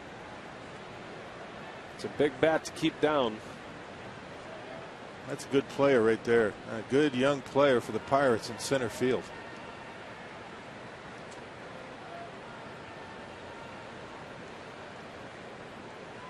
One and one to Paul. Little tapper. Greinke will scoop it up. Makes a play for the out. A scoreless 6th inning for Zach Greinke after the first 2 had reached. And he's got a 3-hit shutout through 6.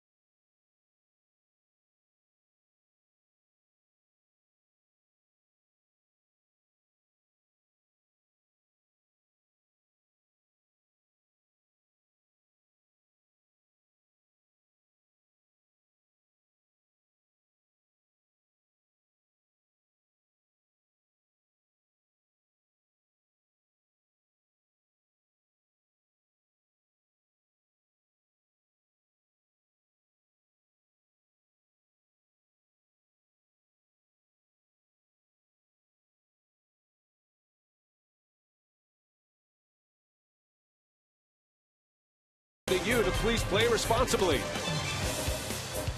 By Airtran. Go, there's nothing stopping you. And by the Miller Lite Vortex bottle. Taste greatness. Roof is closed on a Friday night at Miller Park. Let's get back to our AT&T trivia. Who was the last Pirates starter to record a win at Miller Park? And this trivia will stay active. Tom Gorzolani back in 07. It's the last starter to win a game. Paul Maholm started tonight's game out after 5 innings, 4 earned runs. And now the Pirates go back to their bullpen. And it's going to be Jason Grilli. Grilli was out of the big leagues for a couple of seasons. Last appeared in the big leagues with the Texas Rangers before the Pirates gave him a shot this year, and making his 10th appearance as a Pirate. Yeah, getting knocked around a little bit. You can see the numbers for Grilli in only 9 appearances, 7 earned runs in 12 innings. He's also walked 10, so control's been an issue for him. Grilli was pitching in the Phillies organization in AAA for the good part of the season. He's actually in a relief role in AAA Lehigh Valley this year. Yuniesky Betancourt will lead off for Milwaukee. Betancourt, Wilson, and Lucroy. Got a official scoring change. Rock. Corey Hart's double in the 5th inning changed to an error on Pedro Alvarez. So that means Corey Hart's hitting streak still in jeopardy. That's too bad. Back to 11 games. And that takes 1 earned run away from Maholm. So 4 runs, 3 earned for Paul Maholm tonight. Yeah, that's one that could have gone either way. Neil Walker will make the catch, and Betancourt is retired for the first out. So the Brewers have 7 hits now. 6 of those 7 hits have come with 2 outs. And they have produced all 4 of the runs with 2 outs. I guess Braun's sacrifice fly, technically not a 2-out run producing hit. Although the run did score after the 2nd out was made. To the letter of the law, you betcha. But normally a 2-out fly ball is not going to score many runs. Right. Nope. Those usually end innings. Josh Wilson. He had an RBI single with 2 outs in the 2nd inning. 1 for 2 tonight. Stellar play defensively last inning. That could be a game changer in the 6th inning. Pirates with 2 on, nobody out. McCutchen at the plate. And a 6-4-3 double play. Greinke retired the next hitter, Paul, to get out of the inning without giving up a run. There's that good sinker from Grilli. That's his key pitch. He's got such a good slider. That's his best pitch. They call it a knee buckling slider. But he has that 2-seamer that he has trouble commanding in the strike zone.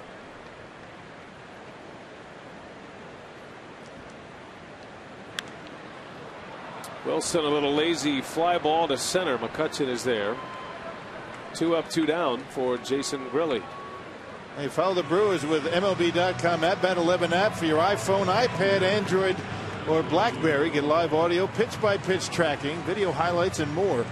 Text At Bat to 31826 or visit Brewers.com for details.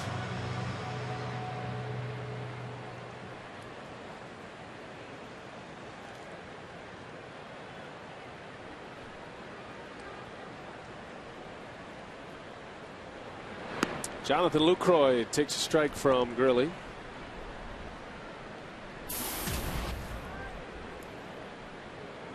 Grilli missed all of last year, a severe knee injury.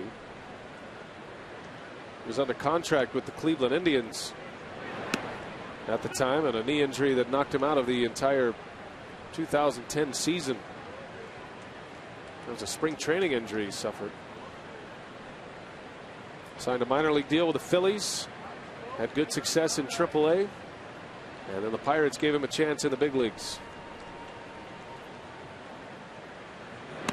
Pirates signed him just a few weeks ago, July 21st. He's been around. He's been with a number of different teams in both the National and American League.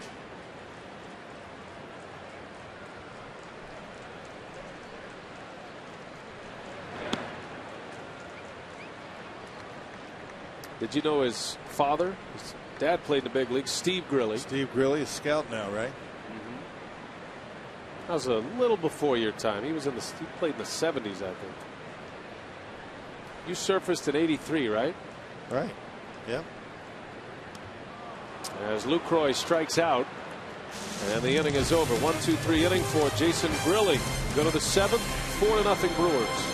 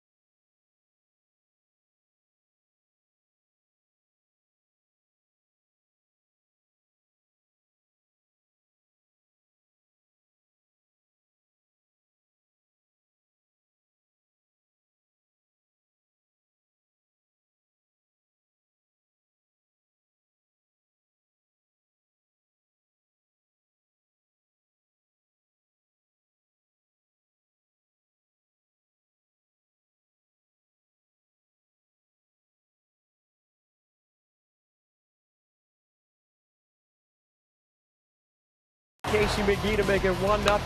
Then Casey with a shot into the corner and right. Ryan Braun puts fielder score. It was 3-zip. Zach Greinke has been the master. 6 scoreless innings, 3 hits, 6 strikeouts. Greinke going for his 7th straight quality start. Lots of quality so far tonight, guys. Yeah, good stuff from Zach Greinke, even when he bent a little in the 6th with 2 outs, or with 2 consecutive hits, I should say. Comes right back with a double play and 6 shutout on the board, putting together one of his best starts as a member of the Brewers, and he is in great shape with his pitch count. Just 74 pitches through the first 6 innings, and certainly keeping eyes on the finish line here tonight the way he's going. He's got the middle of the order coming up. Garrett Jones, Neil Walker, and Ryan Ludwig. Top of the 7th inning. And there is strike 1 from Zach Greinke. Well, you know that Ron Rednick would love about 8 innings out of Greinke here tonight, because you're not sure how things are going to go tomorrow with Marco Estrada getting a start. You're not sure how long he's going to be able to go. 3-4 innings perhaps. You might need your bullpen a lot tomorrow. You don't know. But just in case, I'm sure they'd like to see a nice long start from Zach. And a bullpen that is relaxed at this point. Garrett Jones takes a ball upstairs. Jones starting at first base tonight. Derek Lee acquired at the trade deadline, unable to go with a hand injury, missing the 2nd straight game. 1 ball, 2 strikes on Jones, and a swing and a miss. He got him. Lucroy secures it at first, and there is out number 1 in this 7th inning. Well, Rock, we just got some disappointing news. Ernie Johnson Sr., former member of the Milwaukee Braves, he just passed away after a long illness, and he had been in hospice care. His son Ernie Johnson Jr., our colleague with Turner Broadcasting, and big part of the Milwaukee baseball family, and a big role Ernie Johnson Sr. did in that '57 World Championship team. Right. He has passed away, and we want to send our condolences to the Johnson family, and certainly Ernie Jr., who we see on occasion with TBS. And a big loss for baseball. Ernie Johnson Sr., he ended up in the broadcast booth after his playing days in the Braves Hall of Fame. I'm sure a lot of fans who go back to the Milwaukee Braves days Of big league baseball here in Milwaukee, remembering fondly Ernie Johnson Sr. As the years pass along, you lose a number of the the players and the folks in baseball that made this game so great, and Ernie Johnson Sr. is certainly one of them. Not that long ago, Harmon Killebrew passing away. Remember the Minnesota Twins? It's tough. That's the way it goes, I guess. Doesn't make it any easier, though. The Pirates wearing the number 7 patch on their sleeves all season long, in memory of their former manager, Chuck Tanner. World Series winning manager, and that 79 We Are Family Pirates.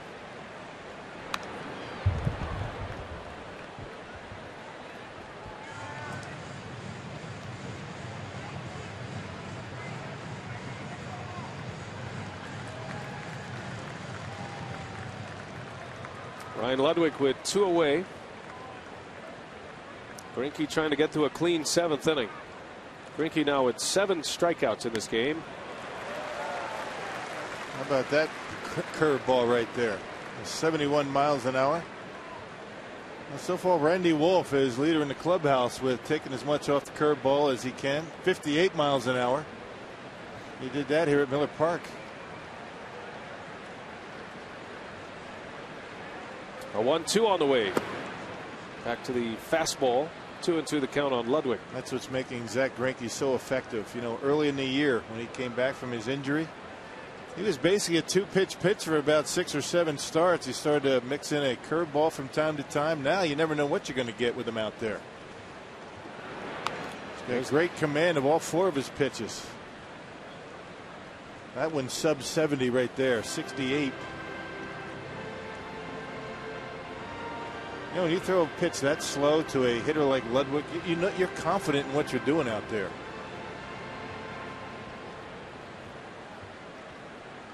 See what he gives him. 2-2. Fastball, foul late on the fastball. 68, and then you muscle up to 93. That's why he's behind it. Talk about getting a hitter off balance.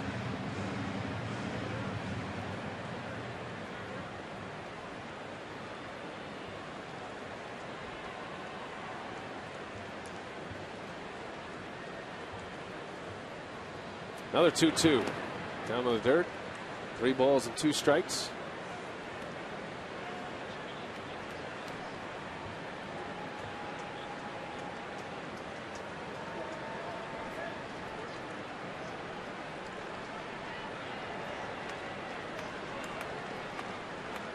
Well, this crowd ready to roar, looking for a strikeout.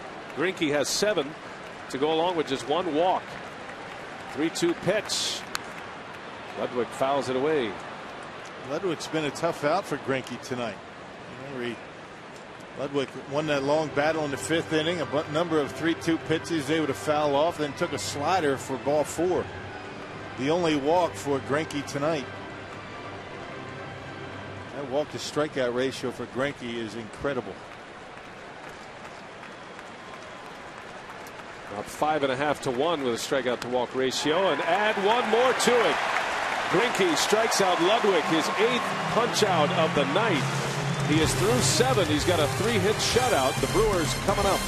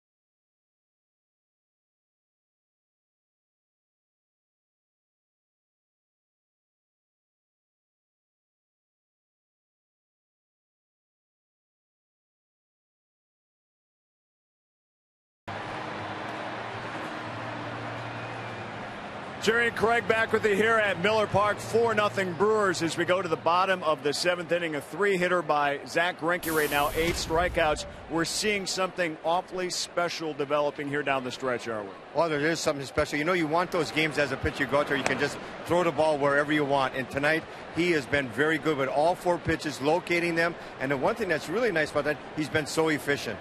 It certainly has. Pitch count under 90 right now. We're through 7 with Zach. Brewers looking to tack some more on. Getting ready for Brewers Live postgame. Hope to hear from the Brewers star pitcher after the game. Brian? Okay, thank you, Craig. Looking forward to Brewers Live postgame today. Zach Greinke with his 3rd at-bat here in the 7th inning. Greinke is 0 for 2. Greinke putting together this performance in front of a sellout crowd. The 20th sellout of the season. 41,820 here. And expecting sellouts tomorrow and Sunday as well. And why wouldn't you be here, right? Great baseball. The Brewers in first place. Come on out. Check it out. Good things happening here at Miller Park. There's a strike called. Grilly punches out Zach Greinke. So 0 for 3 at the plate, but it is his work on the mound that is the headliner tonight. Zach Greinke has given up just 3 hits, Rock, and now 7 strikeouts. Now, as we've been talking about, I mean, when you have command of all 4 pitches, I mean, you can control the game. He's been dominant and getting first pitch strikes with a number of different pitches tonight.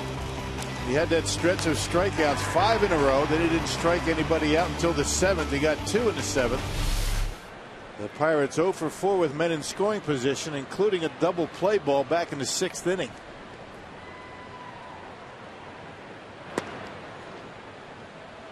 Tell you, that Grilly slider's a good pitch. You wonder how he's got the big earned run average that he's got. Got some sink on his fastball. He's got that big breaking pitch.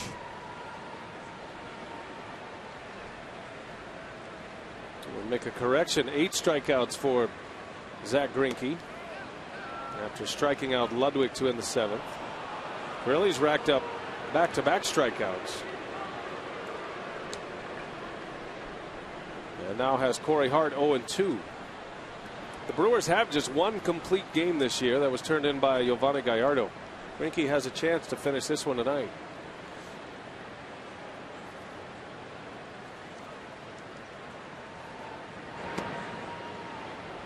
Aside from getting Greinke on the mound against a division opponent to start this series, the other reason why Renicky wanted Greinke to pitch tonight, with Narveson going on the disabled list, is so Greinke can then come back and be on the rotation turn to pitch in one of the 2 games of the doubleheader against the Pirates next week.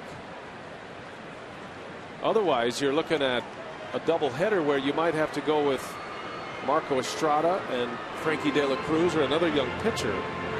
They'll pitch again here on Wednesday. Then you have him on Monday. And the last thing the Brewers want to do is drop another doubleheader. They've already lost 2 doubleheaders.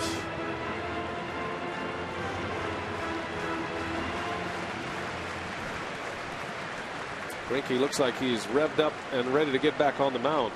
Hardly even sitting down between innings. As Grilly strikes out another one. Boy, what a find Grilly has been for the Pirates. 3rd consecutive strikeout now for Grilly. 2 gone in the 7th. A reminder that the Brewers and the Pirates are on Fox tomorrow. National coverage tomorrow on our Miller Lite What's on Tap. Marco Estrada gets a start. And that is a 3:10 first pitch tomorrow instead of a 6:10 first pitch. And then the Brewers back on Fox Sports Wisconsin beginning Sunday. All 4 of the Dodgers games right here on Fox Sports Wisconsin next week.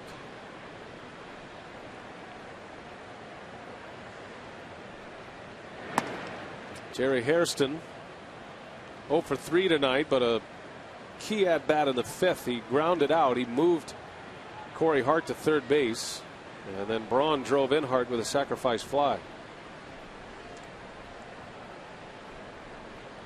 Playing center field tonight for Nyjer Morgan.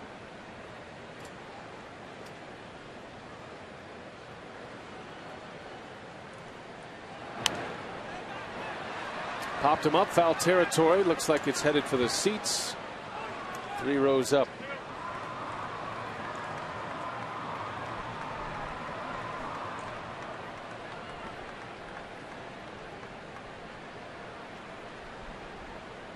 Jason Grilli coming back from injury.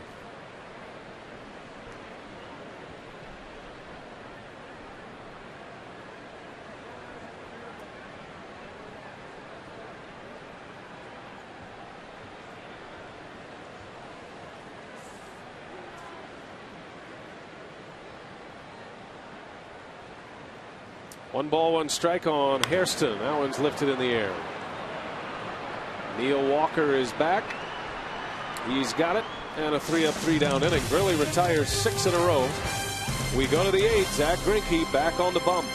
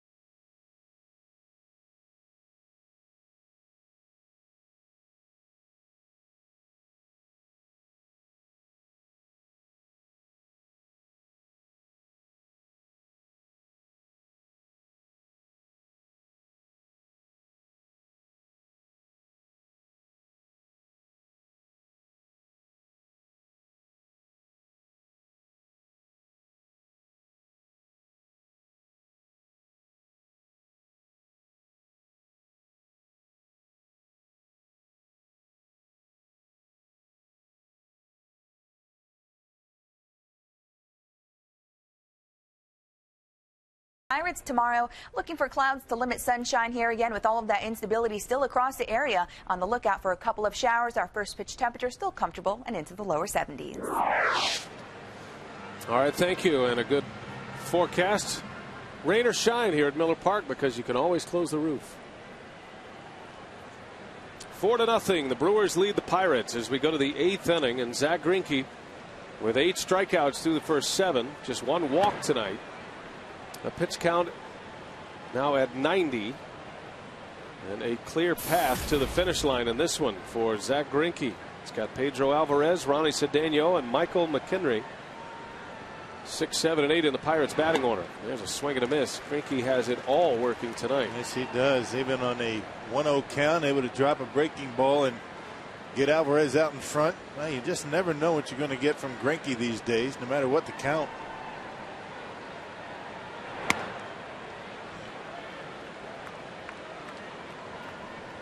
Greinke has 12 career complete games. 6 of those came in his Cy Young Award year in 09.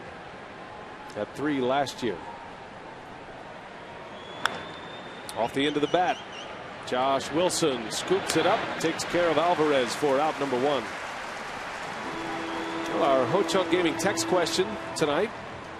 This is from Matt in Merton. I heard Ricky Weeks was at the ballpark. Is there an update on his status? The answer is yes, and the update comes from Mark. Well, B.A. Ricky Weeks played soft toss with head athletic trainer Roger Kaplinger this afternoon. Ron Renicky told me Weeks has been doing light workouts in the pool. He can't run yet, but he talked with team Dr. William Rosh today about setting a schedule for running and taking ground balls. Ricky won't be back for a while yet, but it was nice to see him doing some baseball activity after that terrible ankle sprain here on July 28th, guys. I'd say the Brewers have done a nice job filling in, in Ricky's absence. I mean, I can't find a hotter team.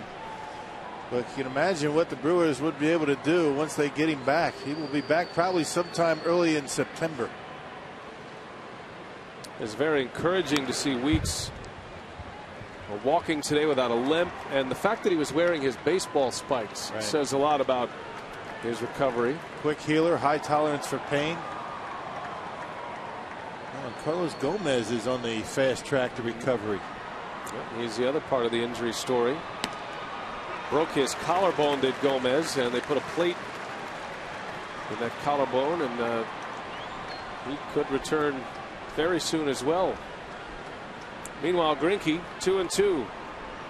One gone in the 8th inning, and Cedeno to the right side. Wilson can't get it. A base hit. Cedeno just serves one into right field. Yeah, good piece of hitting on a breaking ball. It was a curveball from Greinke. Just left it up a little bit. And Cedeno, who very rarely strikes out, able to punch it into right field.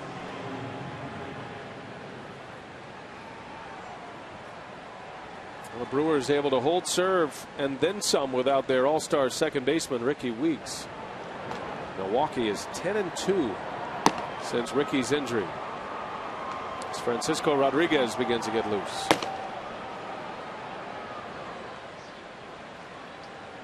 One out, runner at first, McHenry the batter.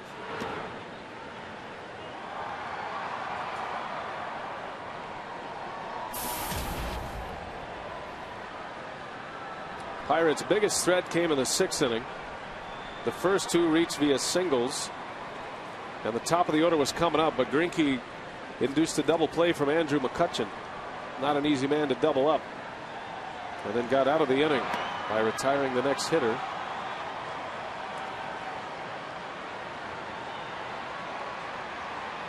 Two of Greinke's 10 wins have come against the Pirates this year.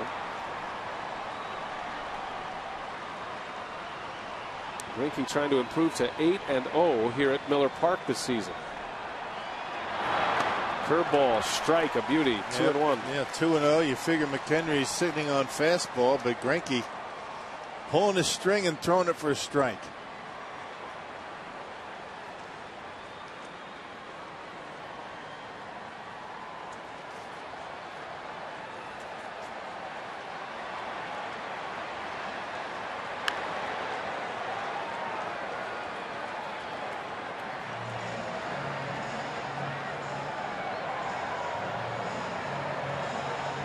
Two and two the count. There is tomorrow's starter, Marco Estrada. Gets a start on the national stage tomorrow. I wonder what's going through Marco's head. It's been a while since he started. He'll match up against Kevin Correa tomorrow.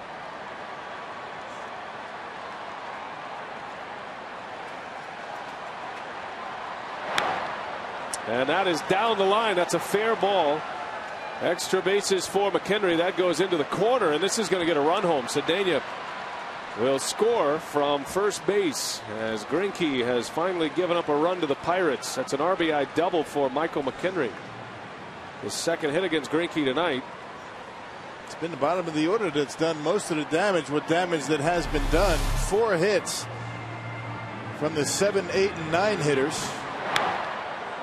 McHenry able to tuck one inside that third baseline on a slider. A 2-ball, 2-strike slider, and McHenry able to get it down the line, and the Pirates on the board.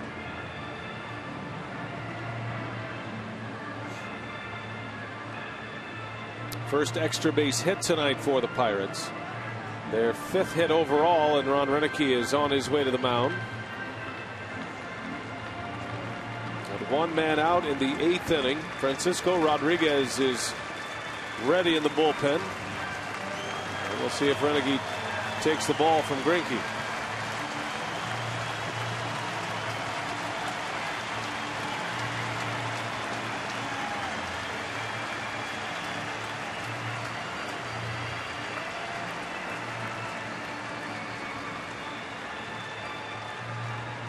Looks like Roenicke's going to stick with him here.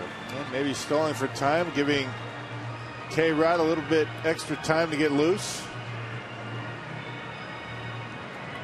Yeah, looks like he is going to stay with him. Yep, Greinke stays. Ron Roenicke is big into the body language and what you say without speaking. It means a lot to Ron Roenicke, and whatever it was that Greinke did or said, he's going to stick with him. So you figure Greinke has one more batter, maybe 2. He might let him try to get through this 8th inning. So got Rodriguez ready in the bullpen. It is a 4-1 game now. Tying run still in the on deck circle. Ryan Domit will come off the bench to pinch hit. And Greinke starts him with a breaking ball. Domit is a switch hitter. And a lot of power. Most of his power from the left side. Most of his at bats from the left side this year. It's only been 108 at bats for Ryan Domit. He's on the DL. On a broken left ankle. The changeup missed. And now it's 2-0. There are the splits for Domit this year. Domit is 3 for 8 as a pinch hitter, and Clint Hurdle has only used him against right-handed pitching off the bench. All of his at-bats as a left-handed batter. Fastball strike.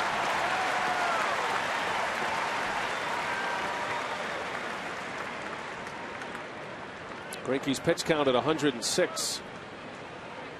Pirates have scored for the first time. A 1-out single, then a double by McHenry, scoring Cedeno.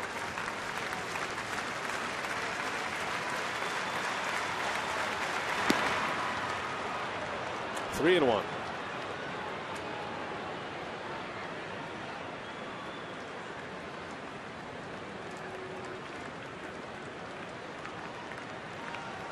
Greinke had hopes to finish this game when he started the 8th. Now he's just hoping to get this hitter and keep the potential tying run in the on-deck circle. Might have chased ball 4. It's 3-2 on Domit. Tap in on his hands. Now Domit has taken some pretty hittable pitches, including a 2-0 fastball. The 2-1 fastball was a pretty good pitch, but a little bit low. Greinke able to tie him up inside.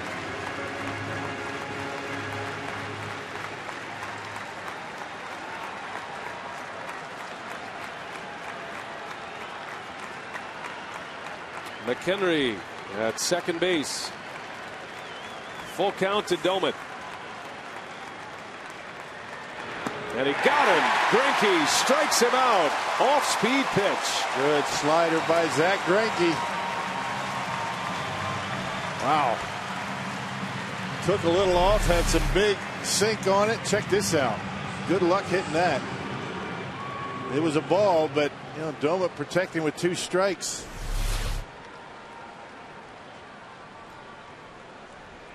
And now Greinke will be given a chance to finish the inning. Andrew McCutchen batting for the 4th time against Greinke. One of the biggest plays of the game for Greinke occurred with McCutchen at the plate. Got him to bounce into a double play in the 6th.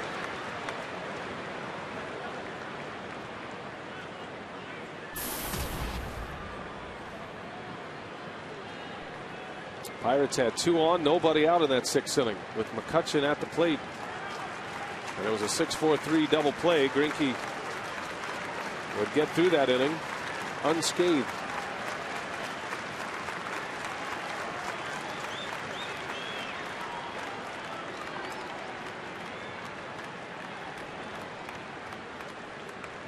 McCutchen with 16 home runs all the season, 66 driven in.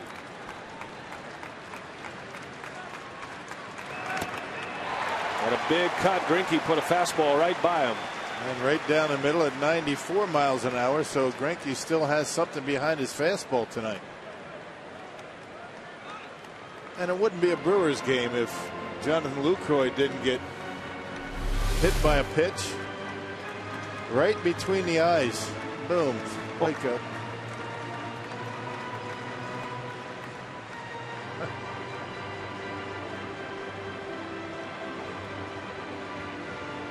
Mama said there'd be days like this. Unfortunately for Lucroy, it's every day. It's a lot better spot than where he was hit yesterday. Right.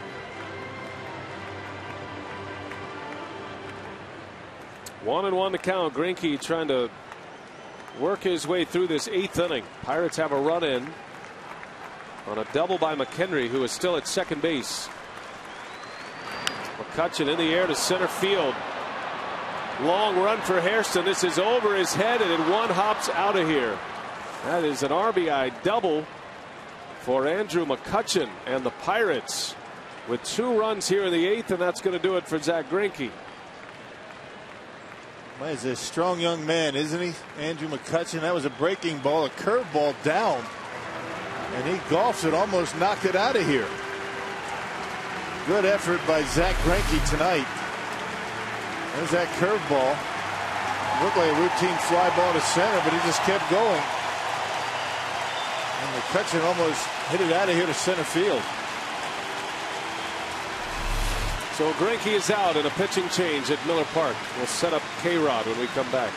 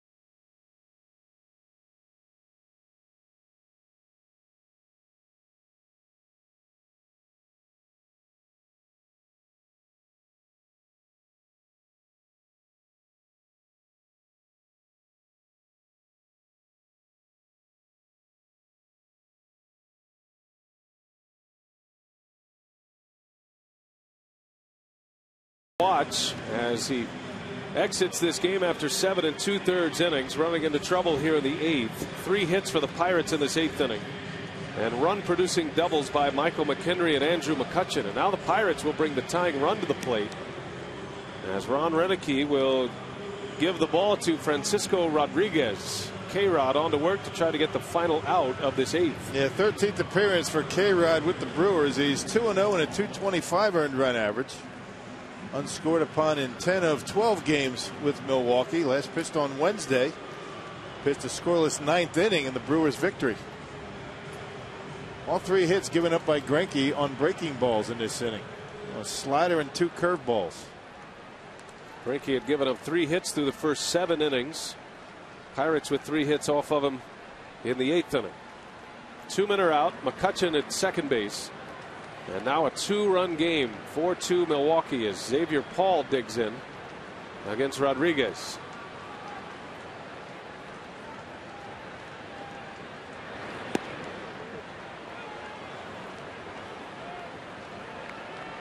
Paul tonight is 1 out of 3. He singled in the first.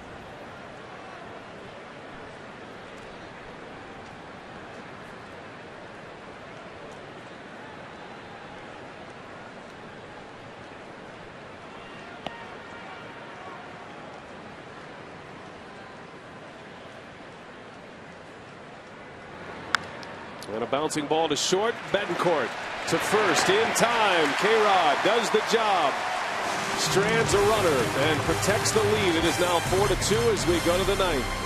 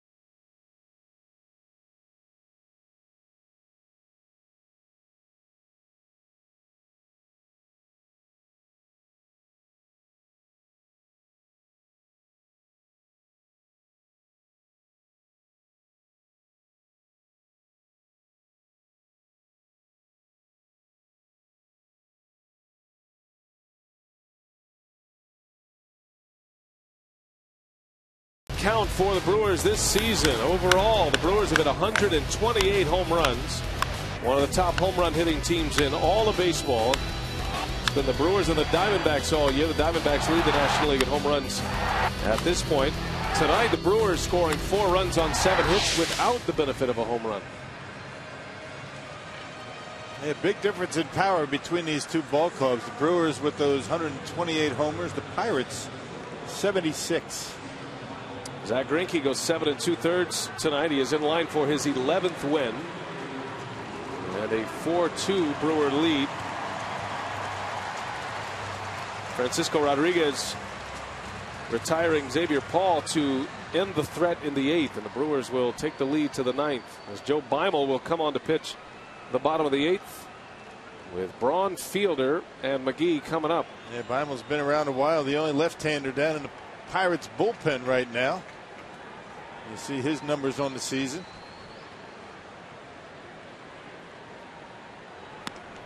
Jason Grilli went 2 scoreless for Pittsburgh, retired 6 in a row with 3 strikeouts. And the Brewers have not had a base runner since Fielder's infield single in the 5th inning. Braun had a sacrifice fly in that 5th inning. 1 out of 2 tonight.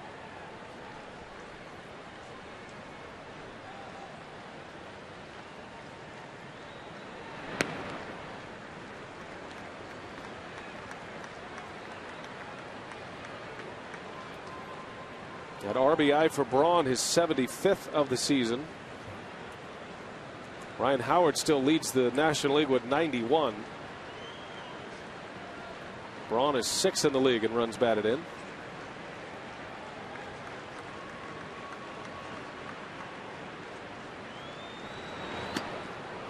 Big cut on a changeup from Beimel. Yeah, good pitch. He'll throw that pitch to right-handers. He will not throw it to Prince.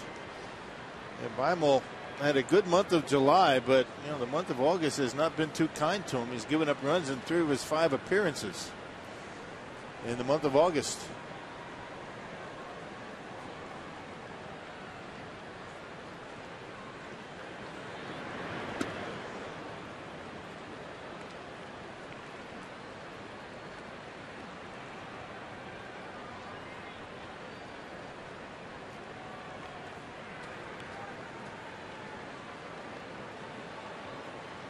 Now Braun trying to get it started here in the 8th.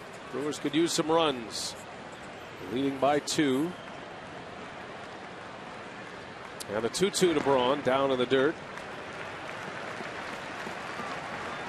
I know Hurdle likes Beimel in his bullpen as you see Axford preparing for a possible save situation. Beimel has postseason experience with the Dodgers, and he was with the Rockies in 09. So we've got a couple of tours in a postseason.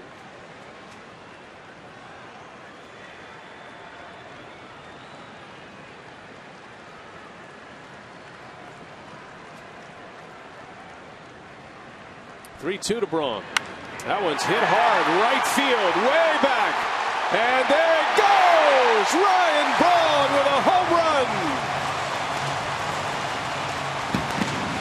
5-2 Milwaukee as Ryan Braun goes deep to right. And a milestone home run for him, number 150 of his career. I tell you, some kind of swing by Ryan Braun, taking out way back into right center. Fastball right down the middle. Look at the extension by Brawny, and there's your 3-run lead. A no-doubter to the opposite field. First homer for Braun since July 28th. And the first allowed by Beimel since the month of August. Or I should say the month of May. Beimel doesn't give up many. But he gave up a big one to Braun. Now Braun had the day off yesterday. Ron Renicky said after days off, Braun usually does big damage. And he certainly held that true tonight. 2 RBIs for Braun, 2 hits, 2 runs scored. And now Fielder goes deep. That is way back, and it's gone. Braun and Fielder go back to back. 6-2 Milwaukee.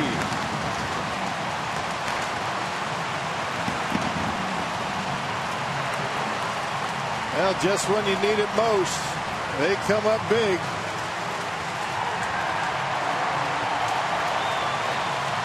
Guy is something else, Prince Fielder. Man. Number 27 for Fielder. RBI number 89. And all smiles inside Miller Park and down in that dugout.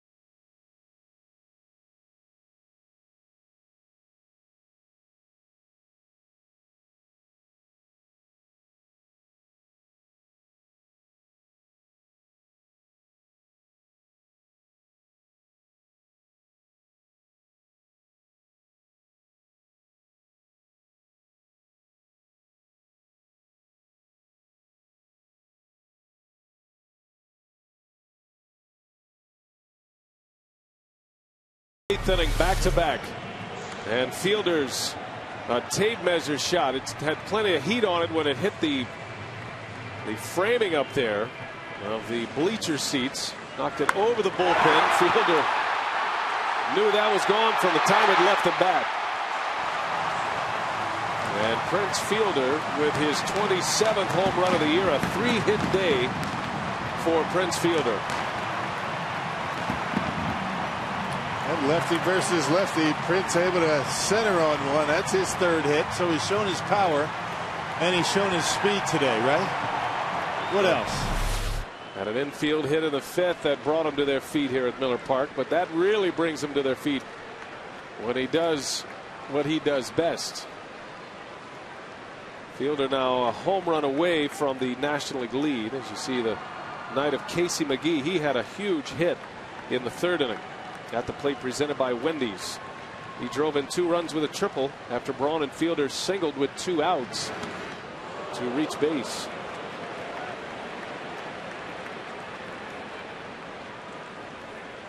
Fielder knocks Beimel out of the game. 2 batters for Beimel, 2 homers. And it sets John Axford back down in the bullpen. And nobody getting loose. Maybe K-Rod going back out. Which would make it a save opportunity as McGee goes to left. Long run for Ludwig, and he makes a catch for the out.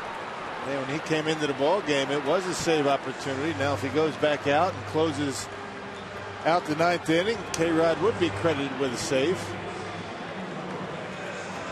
All quiet down there. Not so quiet in there.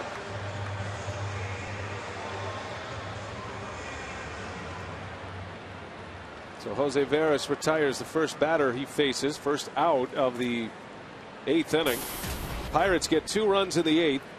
The Brewers come right back with 2 in the bottom of the 8th and still at work. Betancourt takes a strike. This is a Milwaukee Brewers team that is clicking on all cylinders right now.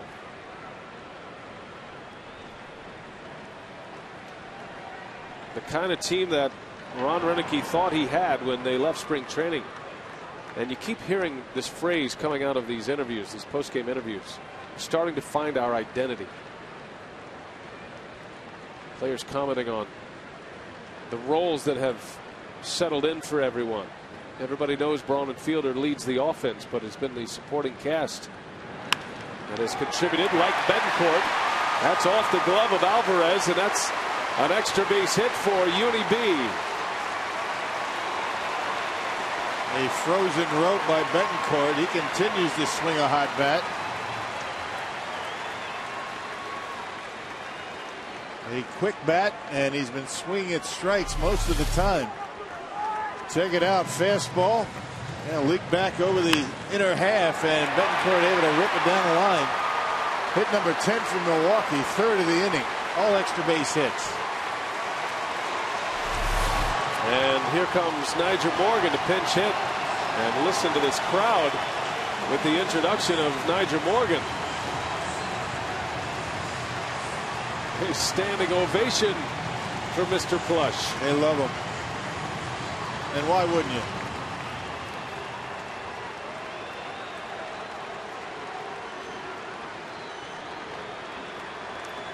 Morgan will pinch hit for Josh Wilson. And likely to stay in the game to play center field. That'll bump Hairston to second base. Morgan, a former Pirate. He'll be back in the starting lineup tomorrow. Pirates have a right-hander on the mound tomorrow, Kevin Correa.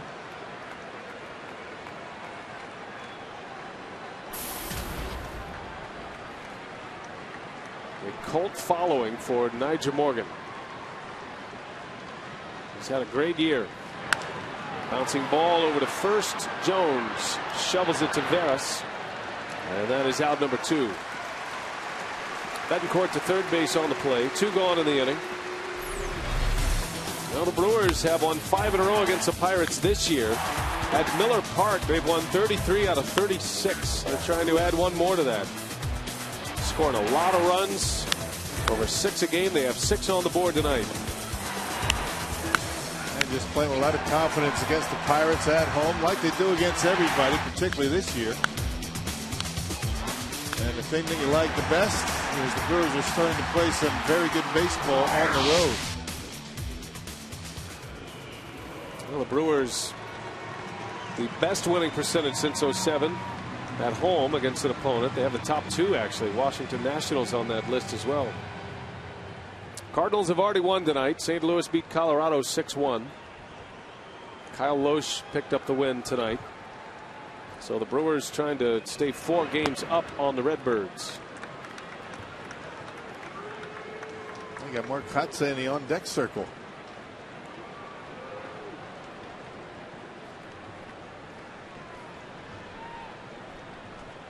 All right, now a 6-2 game. Francisco Rodriguez due to hit next. Katse is out there. And Axford loosening once again. Looks like he's coming in.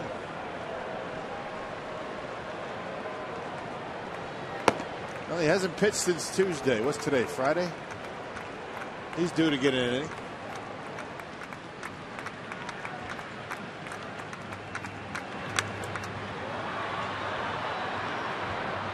Now, I could be way overthinking this, but is there any possibility that with K-Rod, in that spot in the batting order, Hurdle might just walk Lucroy? Is that getting too deep?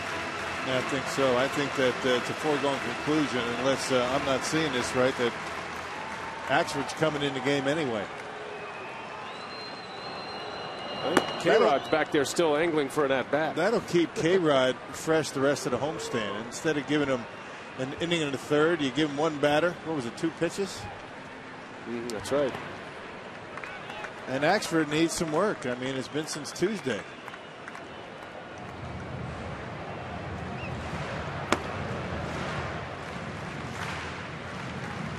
Now Lucroy can add to it. 6-2. Brewers have the lead. 2 runs in this inning. Braun and Fielder with back-to-back home runs in the 8th. Got a runner at third with 2 away. Jose Veras came in for Joe Beimel. Lucroy fouls it back. Looking ahead to the Pirate ninth inning. Garrett Jones, Neil Walker, and Ryan Ludwig, middle of that order.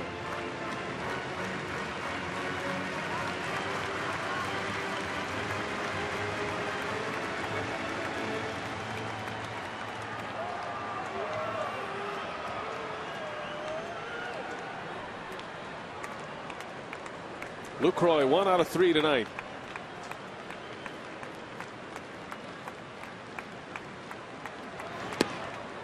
Full count on Lucroy. There's for the big fastball, 96 miles an hour.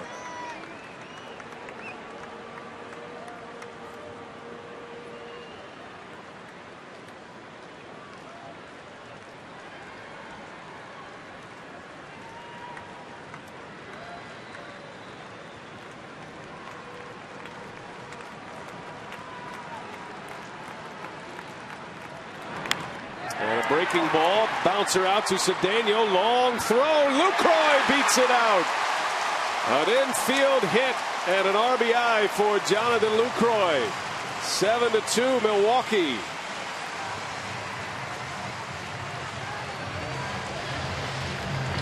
Oh, maybe not. K-Rod going to get an at bat. Lucroy extends the lead for the Brew Crew. Cedeno did all he could, but Lucroy legs it out. Another infield hit tonight. Wonder what would have happened had Lucroy made an out. I tell you, Ron Renick's very unpredictable. He's got something up his sleeve. Right, he's always thinking up there. You saw that he and Jerry Narron were grinding away at something, and apparently this is it. K-Rod an at bat and let him try and get a save. I thought the giveaway was the fact that K-Rod was standing right behind him that entire sequence. You're wondering now, if he's out of the game, why is he standing there? It was all a decoy, I guess. So K-Rod gets an at bat, and he's not up there with a table leg. He's up there to hack. All right, so you put Kotze in the on-deck circle, forcing Veras to pitch to Lucroy. He gets the base hit and drives in the run. A lot going on in that head in that dugout. He's something, man. Yeah, he is. Good manager. Look at the bullpen. They are fired up to see this at bat. There's K-Rod, a little swinging bunt to first, and he's safe. Francisco Rodriguez with an infield hit, and look at the bullpen. Boy, talk about nonchalant at first base, huh? Garrett Jones had it and then just kind of walked over to first base, not thinking that K-Rod was going to be running hard. And he gets a base hit. Here it is. John Hirschbeck giving the safe sign. Look at K-Rod. He wants the base hit.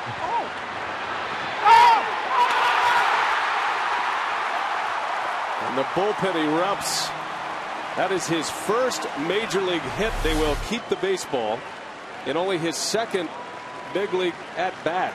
The other one, his first at bat in the major leagues, came earlier this year as a Met. And he's got his first hit.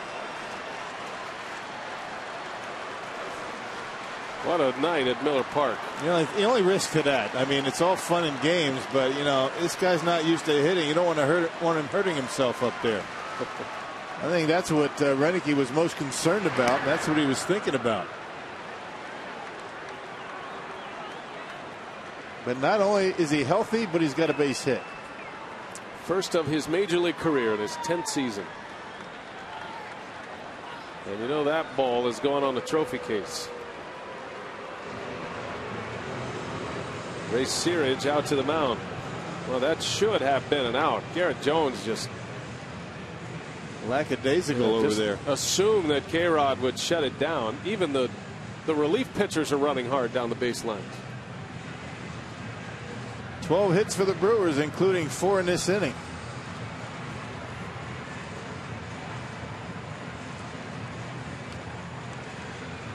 And on the business end of this, Francisco Rodriguez still has a chance at a save, which would be his first as a Brewer.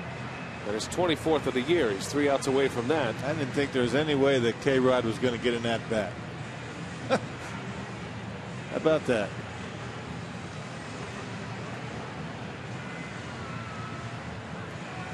Just when you think you got the skipper figured out. Yeah. Not this guy. Well, 2 on for Corey Hart. 5 hits in the inning. Back-to-back infield hits after back-to-back home runs to start the 8th. And Hart takes a breaking ball strike.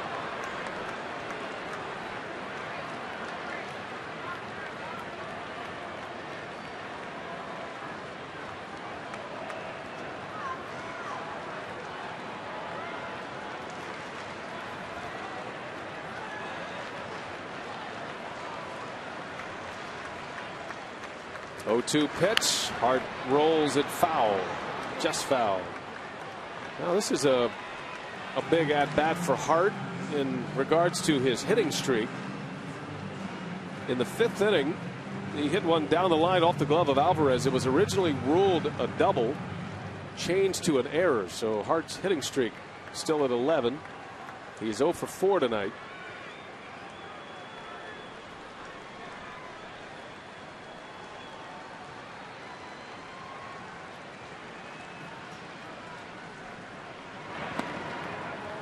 Ball and 2 strikes.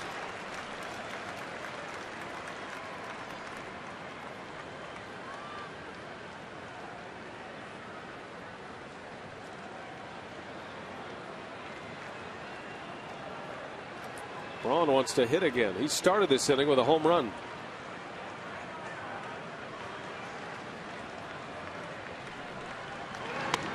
Almost hit him. I guess the biggest concern right now is Francisco Rodriguez running the bases. And there was a little conversation there, at least some kind of communication between Ron Renicky and Garth Ord. So Garth must have told him at some point, don't do anything crazy here. No hit for slides.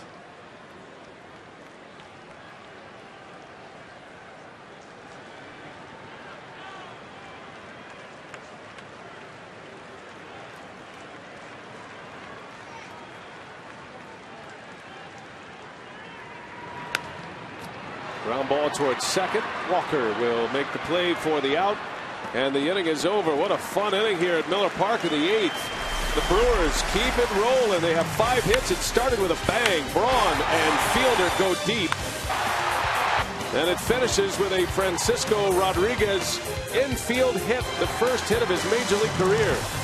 Now he's looking for his first save as a Brewer when we come back.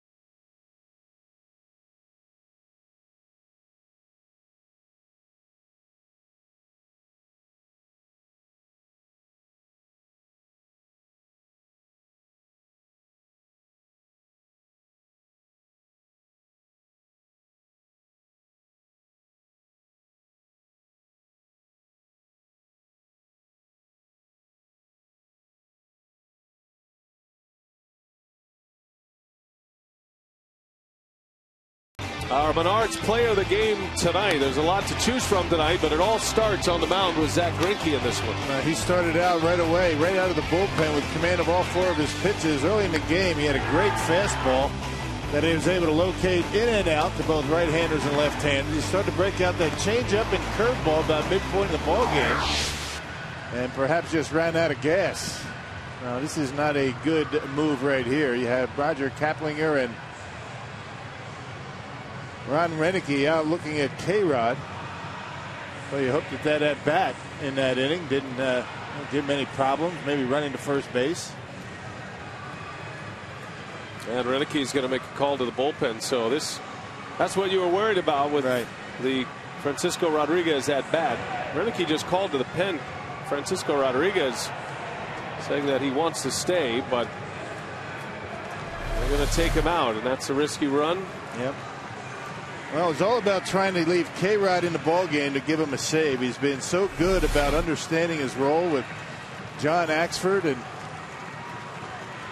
give him that bat to keep him in there. I guess that Renneke would have preferred Lucroy to make it out. He's never going to say that, but he didn't want to have K-Rod get in that bat for that particular reason. And you hope it's not something serious, but those are the types of things that can happen when you have a pitcher in a position that he's not used to being in. So Cameron Lowe is on the pitch. He'll get all the time he needs, and we'll take a break and set him up when we come back.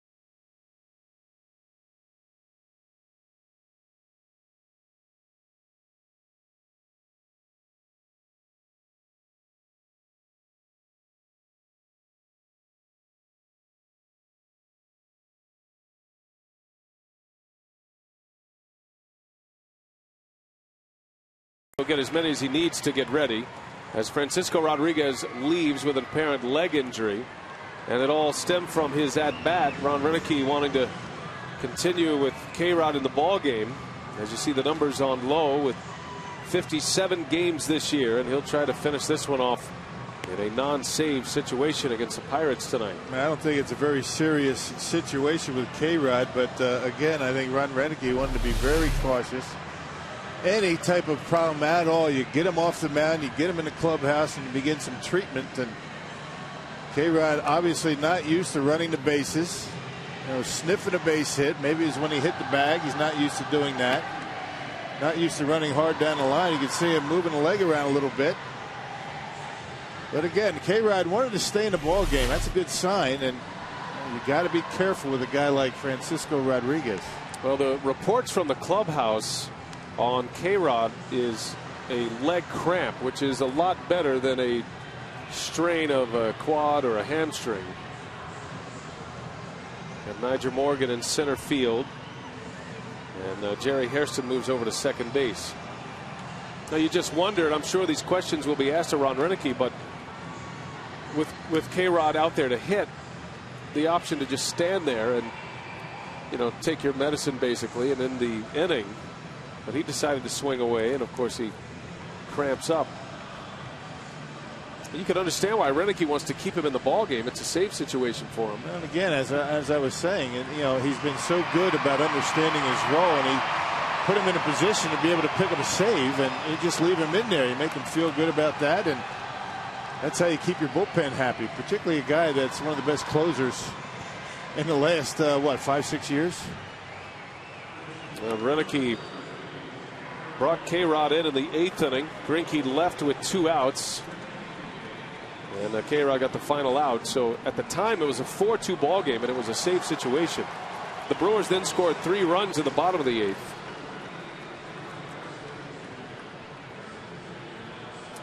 Took it out of a safe situation for anybody else except K-Rod. So he's out. A leg cramp for Francisco Rodriguez cost him a potential save here tonight. Now Cameron Lowe against Garrett Jones to start it. Jones, Walker, and Ludwig.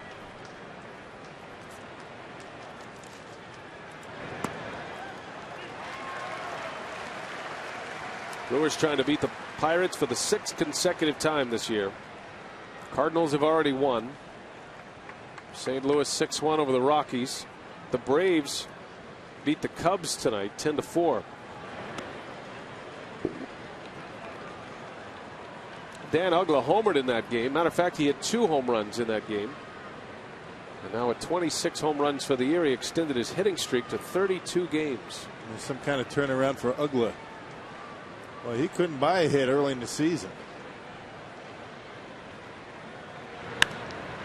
Hit high in the air to left. Braun going back with room. Out number 1.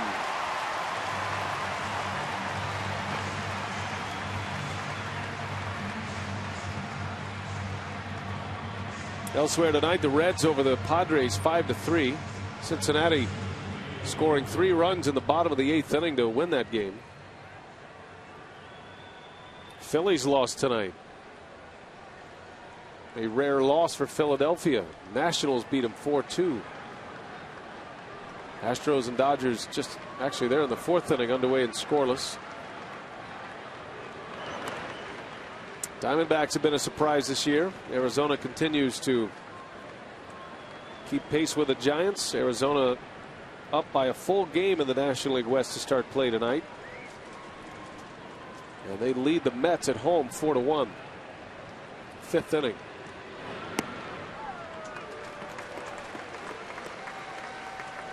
Brewers will stay 4 up on the Cardinals with a win tonight. 10 up on the Reds.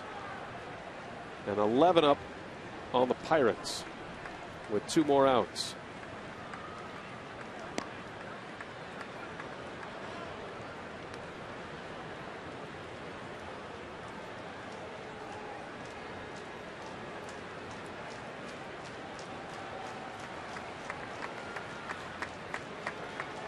Clint Hurdle called it the elephant in the room before the ball game today in his pregame press conference. The fact that the Brewers have not lost to the Pirates this year. Hairston makes a play for out number 2. And Pittsburgh down to their last out. Stay tuned to Brewers Live postgame. We'll get a report on Francisco Rodriguez. We'll hear the comments of Ron Renicky.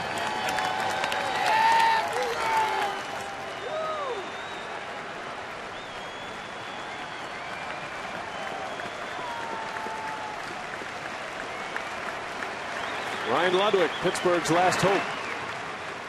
Greinke a chance to go to 11-4 for the season. And 8-0 here at home. And the Brewers would run their record with Greinke on the mound at 16-3.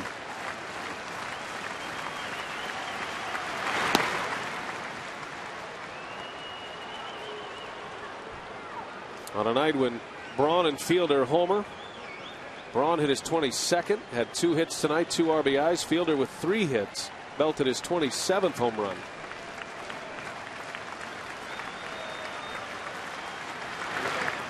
Inside, almost hit Ludwig. Greinke's earned run average drops to 4.08. Just whittling away at that ERA. Trying to get under that 4 mark. Continue to whittle it away, and is pitching as well as he has in a couple of years. He's got a chance to win his 4th consecutive start.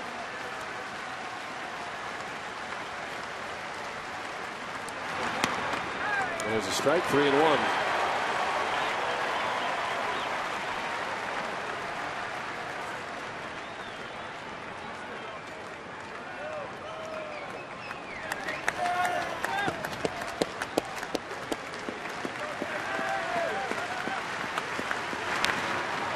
3-2 on Ludwig. First of a 7-game homestand.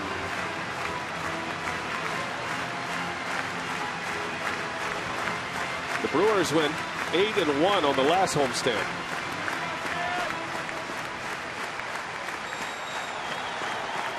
Three and two. Here it comes. And a bouncing ball foul. Ludwig hangs tough. I was sent a note by Mike Vasallo. I was incorrect about the Brewers record with Greinke on the mound. It would be 14-5. Oh, I see. You want to make sure I got that right. Yeah, you want to make sure you get it right. Thank you, Mike. I'm glad he's listening. Glad you're watching.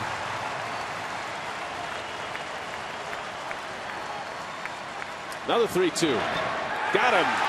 That's a ball game. The Brewers win tonight. 7-2 the final score in front of a sellout crowd. And the Brewers to 42-15, the best home team in all of baseball. And they keep that 4-game lead in the National League Central. Much more still to come on this one. Craig Cashon, what do you have coming up on Brewers Live? Well, how about the Brewers celebrating again? We're going to get inside that clubhouse and talk to the winners tonight. Hope to hear from the winning pitcher, Zach Greinke. And late home runs by the big heroes as well. All coming up in a 7-2 Brewer win, including our on-field instructional, all the way next on Brewers Live.